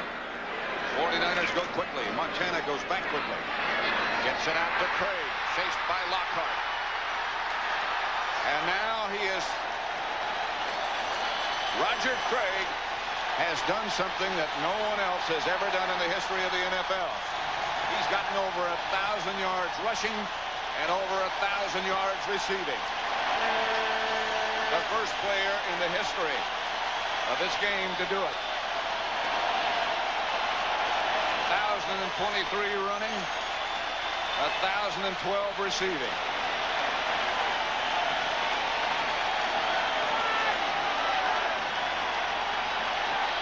And going for more.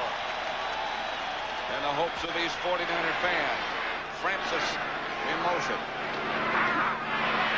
Derek Harmon straight ahead for a couple. Stopped by Lockhart. That truly is a remarkable, remarkable feat.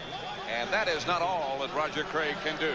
Well, you know, he catches the passes, he runs. Watch how he blocks on this play. 33, he's the fullback. It's going to be a crossing action. Watch, he's going to come in there on Jim Jeffcoat. Boom, he just cuts Jeffcoat down, and then Harmon runs to the inside. Good players do it all. There's no great one-dimensional player. 2nd and 6. Outside it is to Craig. Faced by Lockhart. He slipped down at the 15. Gain of 4. We'll bring up a 3rd down situation. He's a guy that sort of lights up the place. Well, he does. You know, I mean, he lights up the place when he's sitting around in a meeting room. And, you know, in practice, I couldn't believe it, but just on a Friday practice, he'll take the ball and they run a dummy scrimmage, and he runs it 50 yards. He runs as far as he can go. And then he runs back and does it again. He only knows one way to go. It's a good thing they got a fence around the field. A reverse coming to Rice. Rice is faced by Jeffcoat, and that's a mismatch. Rice inside the 15, touchdown.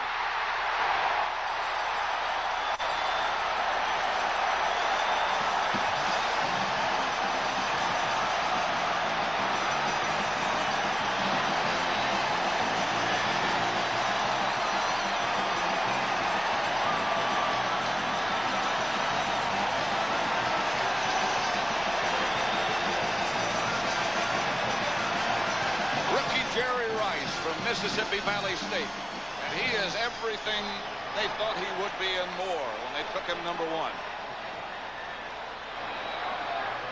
Wersching with the extra point.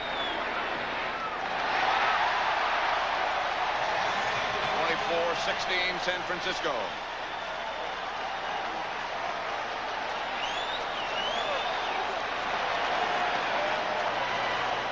Let's watch that play.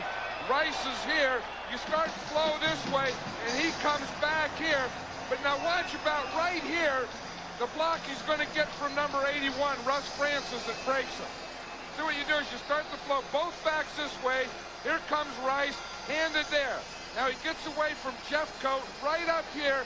But now watch down about the 5-yard line. Coming into the picture now, there's Russ Francis. He gets that last block he needs that gets Rice into the end zone. You know, when you look at it, Jeffcoat was not fooled. He was in the right place. Yeah, Rice but he was just couldn't too quick. do anything about it. Right. There's Russ Francis's block. Here it is. See, Francis starts on this side. He's going to come all the way across with Rice. Jesse Penn looked like he may have been clipped right there as Rice got by. Jeffcoat can't do anything. Good block coming up. And touchdown 49ers. And they lead 24-16. A reverse by Rice. And Wersching kicks it off. Kenny Duckett fields it at the goal line. Behind the wedge is Duckett. And nailed by number 57, Jim Kovac, at the 25. That was the length of the return as well. Hey, one thing we've seen here today, Pat, is a lot of good, crisp special teams hitting. When they kick that ball off, those coverage teams are flying down the field today. What an important part of the game that is. You know, the Rams lead the NFL in 5 special team categories. And that's why they won the Western Division this year. Hogeboom back on first down to Renfro. And Renfro is outside the 40, about the 43. Carlton Williamson made the stop, but a gain of 18.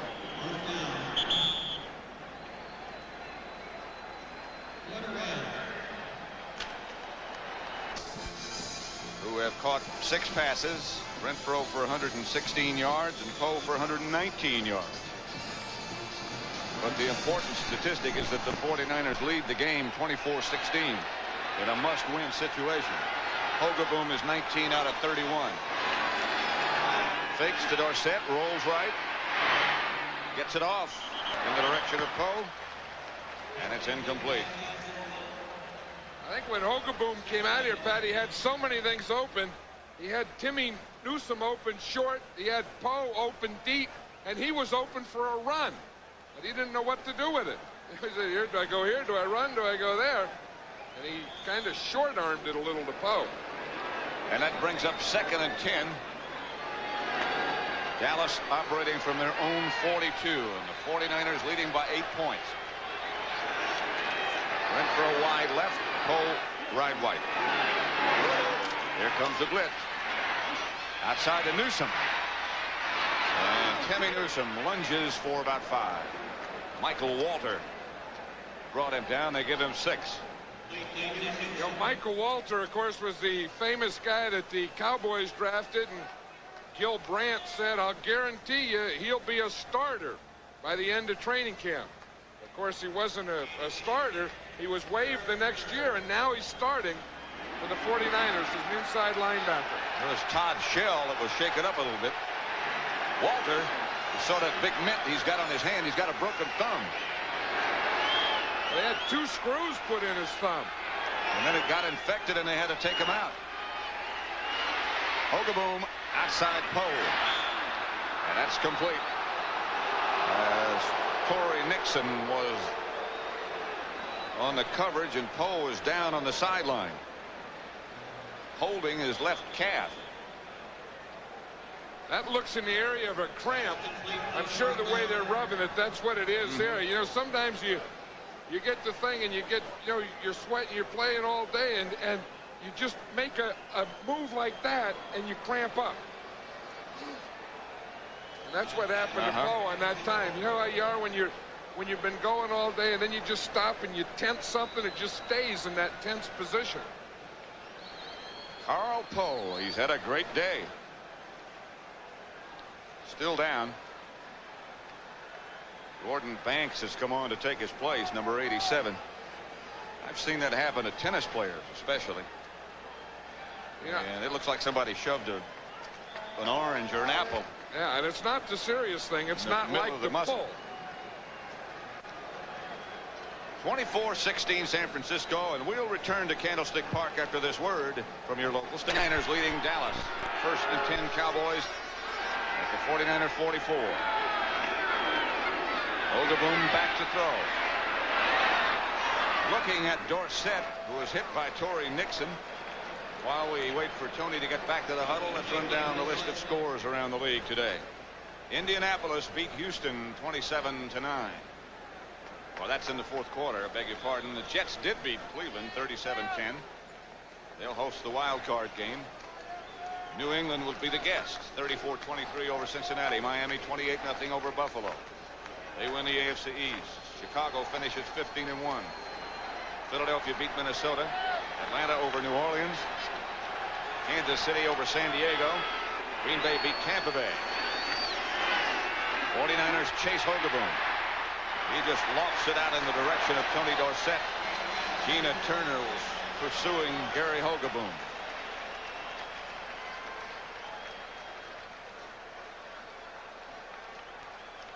Here's where he got the pressure from. He's trying to throw a screen out here. Turner gets the pressure on him, and he ends up, he just has to throw it away.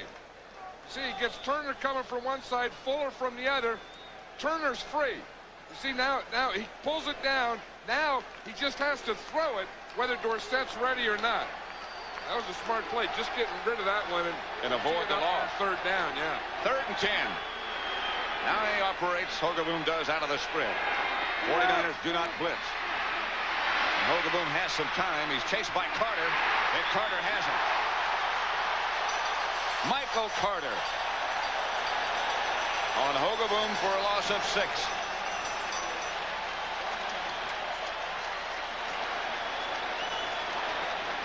You know, one thing that the guy does, you know, you take the nose tackle, you let the ends rush up the field, and you give the nose tackle, he just handles that line of scrimmage, and he's ready for any quarterback scramble. That's exactly what Carter did that time. On the line, saw the scramble, boom, right down the line. Saxon back to punt. McLemore back at the 11. High kick, McLemore, fair catch signal. Now he lets it bounce. And it bounces and rolls dead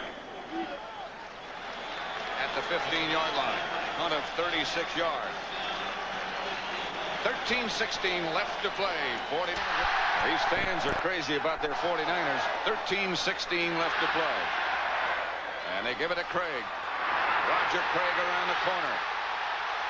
Finally taken down by Downs. With a 49ers first down and a gain of 19 by Roger Craig. Well, I think right now the 49ers are serious about their running. What they did is they put Bill Ring in. He's number 30. He's the lead blocker for Roger Craig. They lead with Ring. Craig comes up, steps up, brings the defense in, and then boom, he pops it out to the outside. But when Bill Ring comes in as a halfback, he was on that play, you can darn near be guaranteed it's a running play. Ring is out, Harmon is in. Craig is in motion. Montana gives on the draw play to Harmon. He got a yard. We were talking to Craig yesterday about Cowboys are saying they got the ball.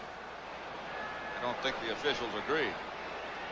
Well, they got to find out what's down there in the bottom of that pile. They do have it.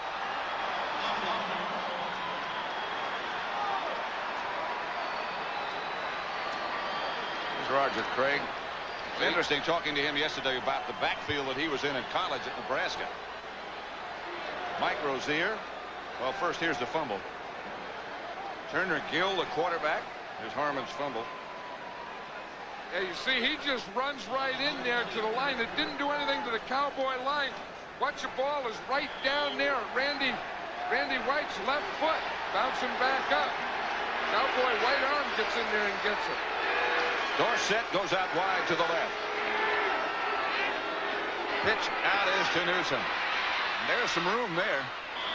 Newsom is out of bounds at about the 49er 30. You know, Pat, now with the score 24-16, the Cowboys have to think in terms of 2 scores. They need a touchdown and a field goal. So even, you know, they're in field goal position now, so they don't have to think in going for it on a 4th down.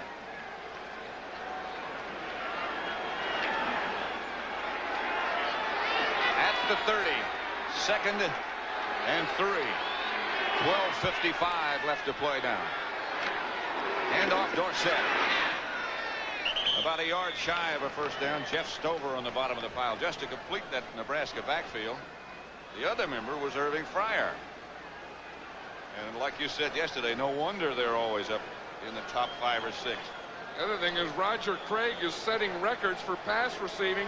At Nebraska, he only caught 16 passes his whole career there, 4 his senior year. That's amazing. Bill Walsh said when we brought him to minicamp, there goes Tony Dorsett limping off, we knew we had something special. James Jones with Newsom in the backfield. It's Newsom. I don't know if he got it or not. Ricky Ellison. This is a situation here now, Pat. If they're short, I think they have to kick the field goal. If they only needed 1 touchdown, I'm not sure what these guys think, but they probably think that they ought to kick it too. But I think if it is 4th down, I think you have to kick the field goal. Well, I think so too. You need the scores anyway. It really doesn't matter when you get them, does it? Nope, you can get the 3 and the 7 or the 7 and the 3. This is going to be close.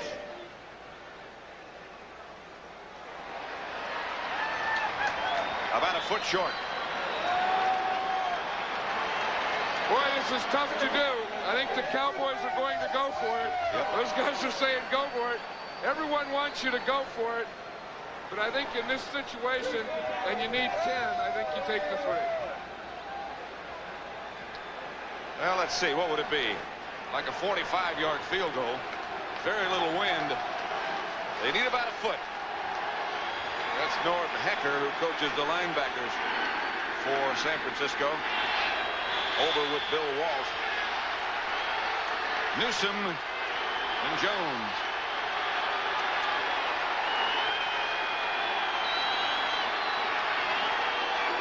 The give is to Newsom, and I don't know if he got it or not. Well, if he wasn't down, he's not going to get it.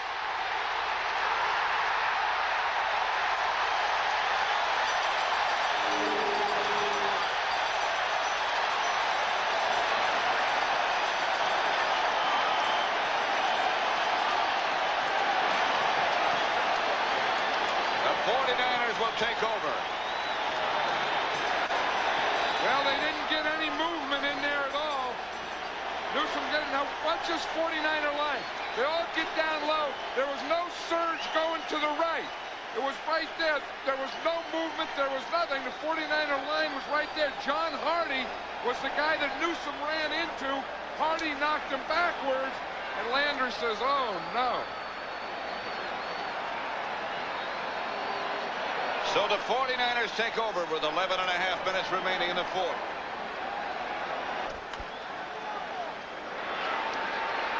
Never did go down. No. 1st and 10. Montana back to throw.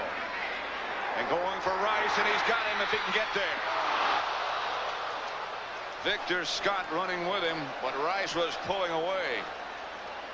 He is going to be a great receiver, barring injury. He's going to be one of the best to ever play. Hey, you know, you talk about speed. Any guy that can run has 2 or 3 gears. You have 1 gear to get open, then you have another gear to separate or run by. Watch Rice separate from Victor Scott. That's a pretty big separation there. Had the ball just been just an inch less, that would have been a touchdown. He almost ran away from his own towel. 2nd and 10. Craig straight ahead for about 4. Inside the Dallas 45, Don Smerrick on the bottom of the pile. Jeff Coat there as well.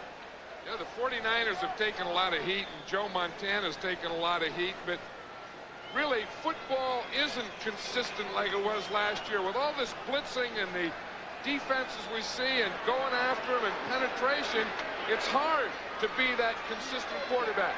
Joe Montana is still the statistical leader, still the Pro Bowl quarterback. Bill Walsh said it all revolves around Joe. Here's Randy White chasing Joe, and Joe's out of the pocket, and he gets it to Rice. Rice is tripped up by Walls, but he gets down inside the Dallas 25. Hey, Joe Montana made that play on his escape because Randy White had him. Randy White had him with no blocker on him, coming right into him. But Montana always escapes to his right.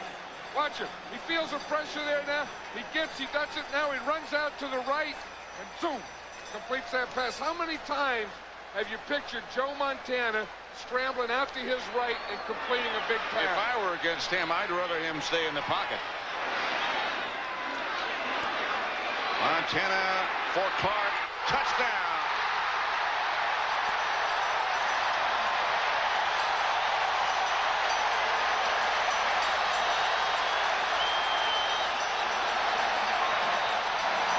Yards from Montana to Dwight Clark.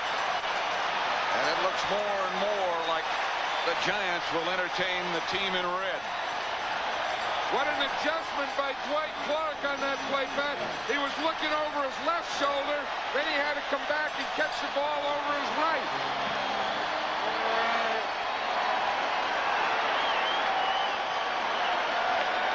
Clark has caught 5 passes for 99 yards and 2 touchdowns. Worshing for the extra point, and it's good. Let's watch that pattern. Well, it was the same type of pattern that he ran earlier, but it was thrown over his outside shoulder. Watch him here. He's going to start in. He's going to run up the field. Then he'll give him a move to the inside post. Now back to the corner. Now he's going to go back again. Now watch him. It's over that shoulder. Now he turns his head and catches it over the inside shoulder. That was a post corner, and then it ended up in one more little move. One more adjustment probably is better than the move at the end because Montana threw the ball to the inside. Boy, that's a familiar pose, isn't it? San Francisco 31, Dallas 16. 5 plays, 61 yards.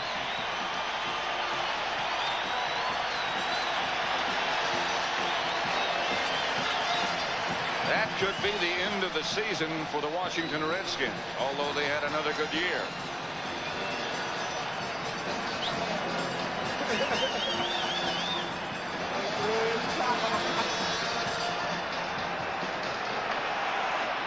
Can he dunk it?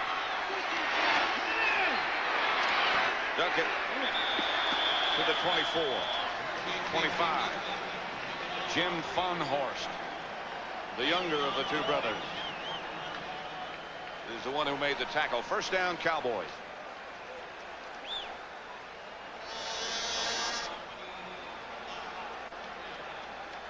Cowboys will start from their own 25. Excuse me, John. Tell you one thing about these 49ers, you know, when you get down on them, when you get them going, the way the Cowboys had them early, you have to put them away because if you get them any life, they still have great firepower. Here's Newsom working at tailback as Dorsett is out. Torrey Nixon made the stop. Delighted at Joe Montana. Equally happy is Dwight Clark. You know, you talk about nemesis or whatever those guys are that cause other teams problems.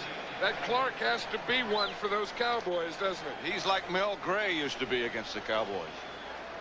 When he was Randy with the Cardinals. White there, he was saying, you know, I had him on that play before they got down where he could throw the play that made the touchdown. That's Newsom. That's Fowler in motion. This is Hogeboom back to throw. Gets it outside of Fowler. Todd Fowler lunging up to about the 35. Short of a first down Maybe he got it. I think it's going to be short. You know, I would bet of all the teams, you know, the Bears thinking about this in the year that they've had, like the 49ers had last year, I bet the one team that the Bears don't want to see in it is the 49ers. Because if you think of the teams that do things that can give the Bears trouble, I think you have to think of this team, the 49ers. Of course, they have some work to do. They have to win this game, then they have to go back to New York and beat the Giants before they would be able to play the Bears. The Giants looked good yesterday. 3rd and short. And the give is to Newsom. And this time he will have the first down. They very nearly broke out of the pack. Dana McLemore. I think Ronnie Lott hurt his left arm or his left hand on that play. That thing, oh yeah, they caught it right there. He just made contact with Newsom there in the hole, didn't wrap his arms. It looks like he had something going there. Watch Ronnie Lott, 42, he comes up, makes the hit right there, and whatever it was his left hand. Because watch him right now, he knows the left hand or finger on the left hand. 49er just barely got 10 men on the field, got 11 men on the field, beg your pardon. Nixon makes the stop, a penalty flag is down. There's Ronnie Lott. I think they ended up with 12 on the field, Pat. Did they? When Fred Dean came on at the last minute? I think so. Illegal procedure. 12 men on the field. Right. Defense. Look at that secondary now. They've got McLemore and Nixon, the cornerbacks. And Dwight Hicks and Carlton Williamson, the safety men. They've already lost Eric Wright, and now they lose Lott. That'll hurt.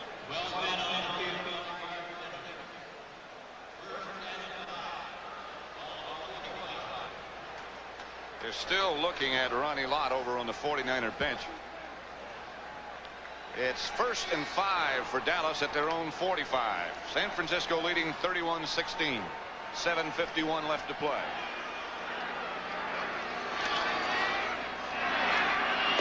Outside of Fowler. McLemore tackles him after a gain of a couple. Playoff situation. Fowler limps off now, or limps back to the huddle, still holding his thumb and headed for the locker room. Hogeboom going for Powe, and out of bounds, covered by Nixon. There goes Ronnie Lott.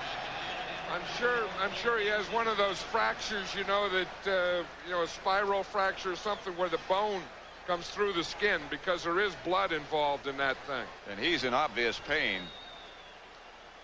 Remember Darrell Green of the Redskins had one of those early in the year, and they can play, but it's amazing how much that big mitt that you have to wear affects your running and your mobility. And your whole balance thing and your tackling and being able to catch or grab or anything it does. But of course it's a lot easier for a defensive player. Remember when it happened to Phil Simms had that type of thing. Of course the quarterback, that puts him out for the season. 3rd down. Hogeboom from the spread. Here comes the 49er blitz. They get it to Renfro. He loses it. And Dwight Hicks has it. And he's down at about the 49-yard line. Corey Nixon made the hit that knocked it loose from Renfro.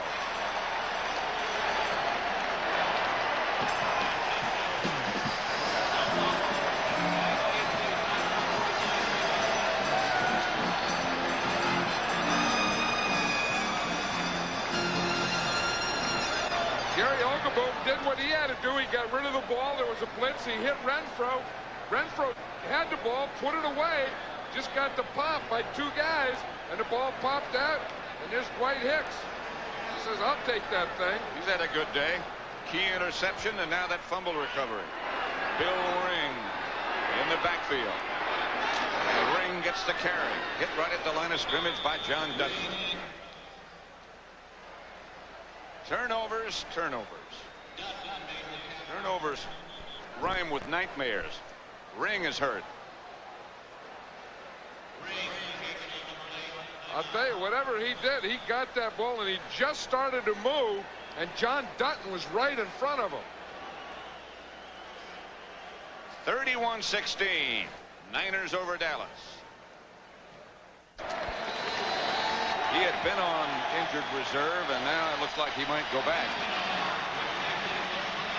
Hey, Bill Ring is one of the most popular 49ers. He's one of those guys that, as we watch the play again, it looks like when he makes contact originally, right there, as he hit by Dutton there, that the knee went before he went down. Just buckled. I think it did. I don't think it happened here when he rolled over. I think when he got hit, I think that knee collapsed on him. You know, he's one of those guys that any charity, you know, that anything, any charity, he's the first guy there. Anyone wants anyone, they need a 49er player, Bill Ring is the guy. The golf tournament, everything. He gives as much of his time as any player in the league I know. Matt Cavanaugh is now the 49er quarterback. He's going right to work and does to Freddie Solomon. And Solomon gets inside the Cowboy 35 before Eugene Lockhart can bring him down. Looking ahead, a gain of 17. Wendell Tyler had arthroscopic knee surgery, what, a couple of weeks ago? Could he come back conceivably? Right, and he said that he could come back next week, and Bill Walsh said yesterday he would expect that he could come back next week. Freddie Solomon, of course, thought there was a possibility that this could be his last game. Now it looks like when the playoffs start, Freddie Solomon will play some more.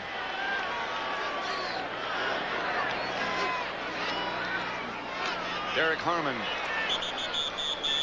brought down for a loss. Freddie Solomon was the last 49er introduced when they introduced the team before the game, and you should have heard the ovation that he got. Wide receiver. You can hear it. Number 88 playing his last regular season game for the 49ers and retiring from pro football, Freddie Solomon.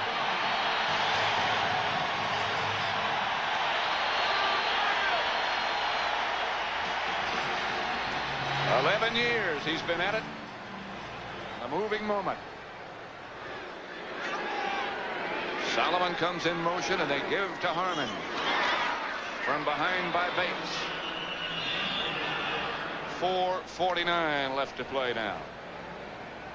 Well, Freddie Solomon, he's retiring. He's announced it. He's playing his last game here in Candlestick, and they're going to give him a penalty. Is it against Freddie? I think it is. I think he was coming on a crackback, and I think they're going to get him for some illegal block. Holding. Offense, number 88. Yep. Yep, they did get him. You're not supposed to do that on the day a guy retires. No sentiment. Here he is. Here's Freddie. He's going to come in motion. He gets a block right in here, and that's what they call holding. It's not really much of a block. You see him come in motion here, comes down here. They're going to run inside him. Right here, he's just helping. He just gets his hands up there, not doing anyone any harm. No. No harm, no foul. Whatever happened to that? Just staying out of the way there. On second down, they give to Harmon again. Chased by White. And down by Clinkscale and Smerrick. And the clock is running. 60 minutes next, except on the West Coast, where you'll see it at its regular time. In its entirety. All 60 minutes.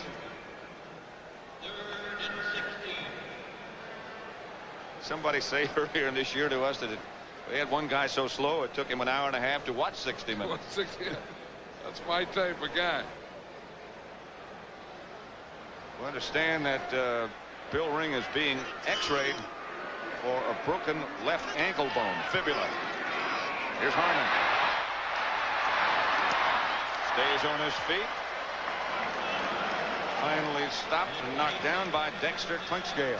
A gain of 15. Looking ahead again, the 49ers this year have been a very good road team. They have to go to New York. They have to play the Giants at Giant Stadium. They are 5-3 on the road this year.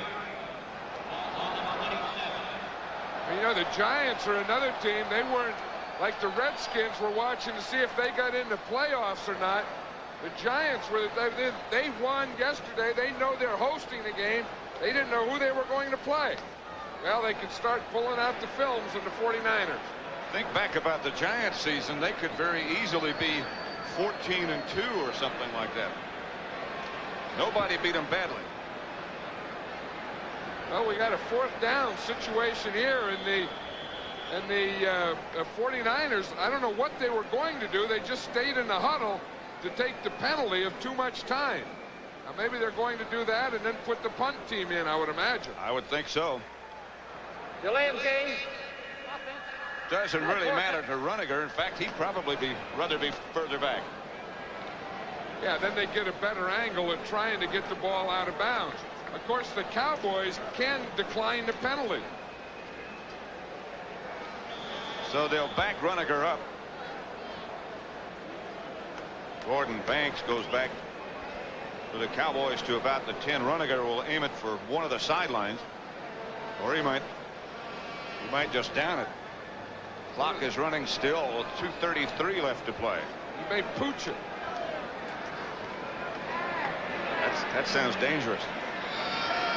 I bet he goes to the right. He pooched it. Banks circles under it, has to dive for it to the 20. He might as well have kicked it out of the end zone, huh? Instead of messing around with pooching.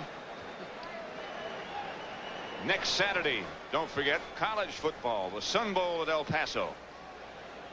Georgia against Arizona. That's live at 12:30. Long time since they liked each other.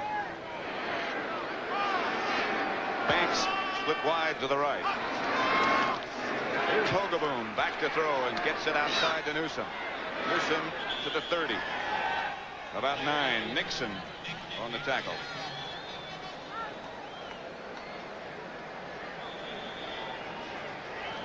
Wendell Tyler on the sideline autographing a program.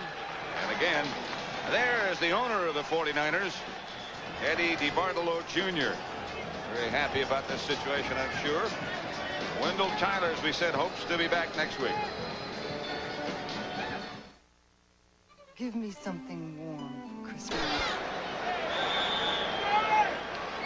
San Francisco 31, Dallas 16.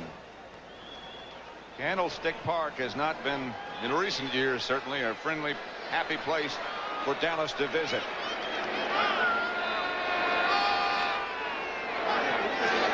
Hogeboom from the shotgun gets it out to Renfro. He gets out to the 47. Dana McLemore tackle him, a gain of 17. No huddle for Dallas this time. Both teams have all 3 of their timeouts remaining. Hogeboom goes quickly. A flag is down. The pass is caught by Jones. He is down. Ferrari out there to make sure he stayed there. Ferrari takes him down. Executive producer Terry O'Neill. Senior producer Charles H. Milton III. Directed by Sandy Grossman. Thank you. Thank you, Joan Vetrano. And a thanks to all the rest of our crew, and a Merry Christmas and a happy holiday season to all of them, as well as all of you. It was a big cannon they just shot, wasn't it? That was a roarer. That ripped through the whole place here. Where'd that come from? I don't know. They must have borrowed that from the college or something.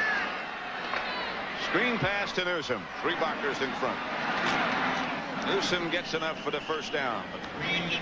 The clock stays alive with 1 minute and 25 seconds left. Keena Turner on the stop. Like the Cowboys will go to Anaheim to play the Rams. 49ers will go cross country. Hogeboom intended for Renfro. He's hit by McLemore. Somebody must have hit her hard. 3rd and 7.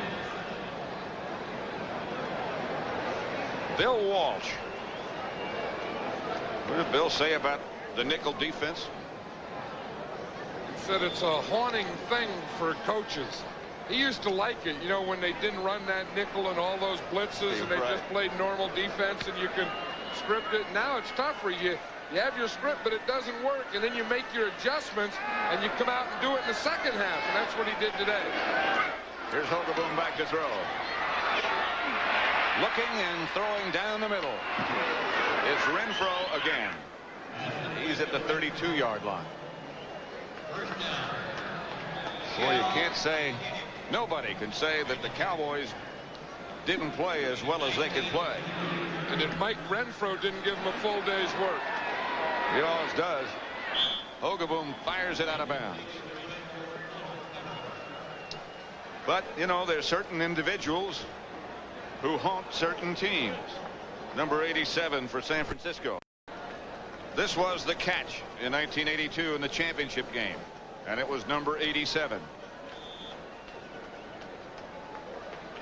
Earlier today, watch number 87.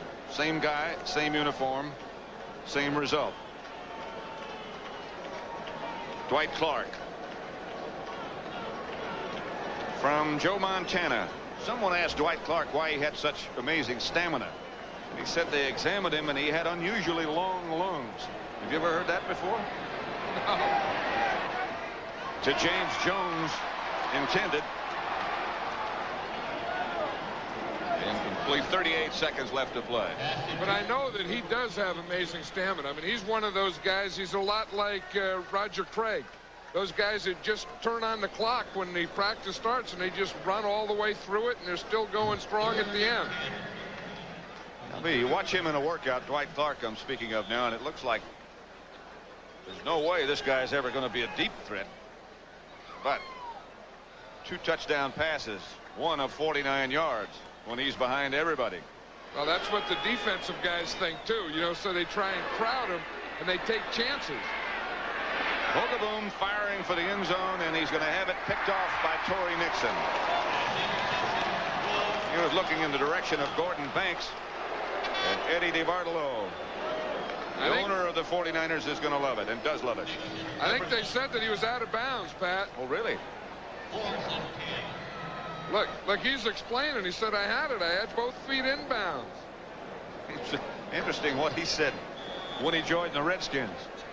I think you said before the first thing they taught him was you have to hate the Cowboys to play for the Redskins. That's what he said. There's 1 foot down.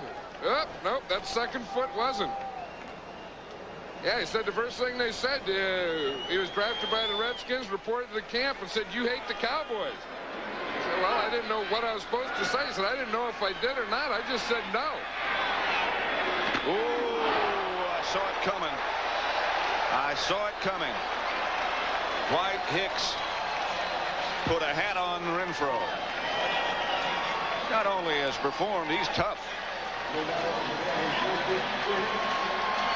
Redskins back in Virginia looking on. It started off as a happy day, but didn't finish as one. It's a happy day for these guys, eh? Last year's world champions. They're doing it the tough way this year. Well, John, you've been through it. It is tough to defend a Super Bowl championship. Well, it is. It's just tough to, you know, you relax in the off season and you enjoy it, but then you don't have that same hunger to get ready for the next year. But I think they're starting to get it back now at the end of the season. Don't forget next 60 minutes, except on the West Coast. 24 seconds remaining. Kavanaugh will just, it's Freddie Solomon. Freddie Solomon is the quarterback. They'll let him run out the clock, and he always wanted to be a quarterback. And he got to play his last regular season play as a quarterback. Now he wants the ball. And he got it. That trophy will be around for a long, long time in the Solomon household. The last play of regular season, he finally got to play quarterback. Well, of course, he was a college quarterback at Tampa, so he came into pros as a quarterback, and he's going out as one. Coming up next, the NFL Today, the wrap-up show with Brent Musburger. 49ers win it and go to the playoffs in New York. 31-16, the final. They'll play the Giants next week. Time is being brought to you by the U.S. Armed Forces. It'll be Cleveland at Miami. And then Sunday, January the 5th at 4 o'clock Eastern Time, the winner of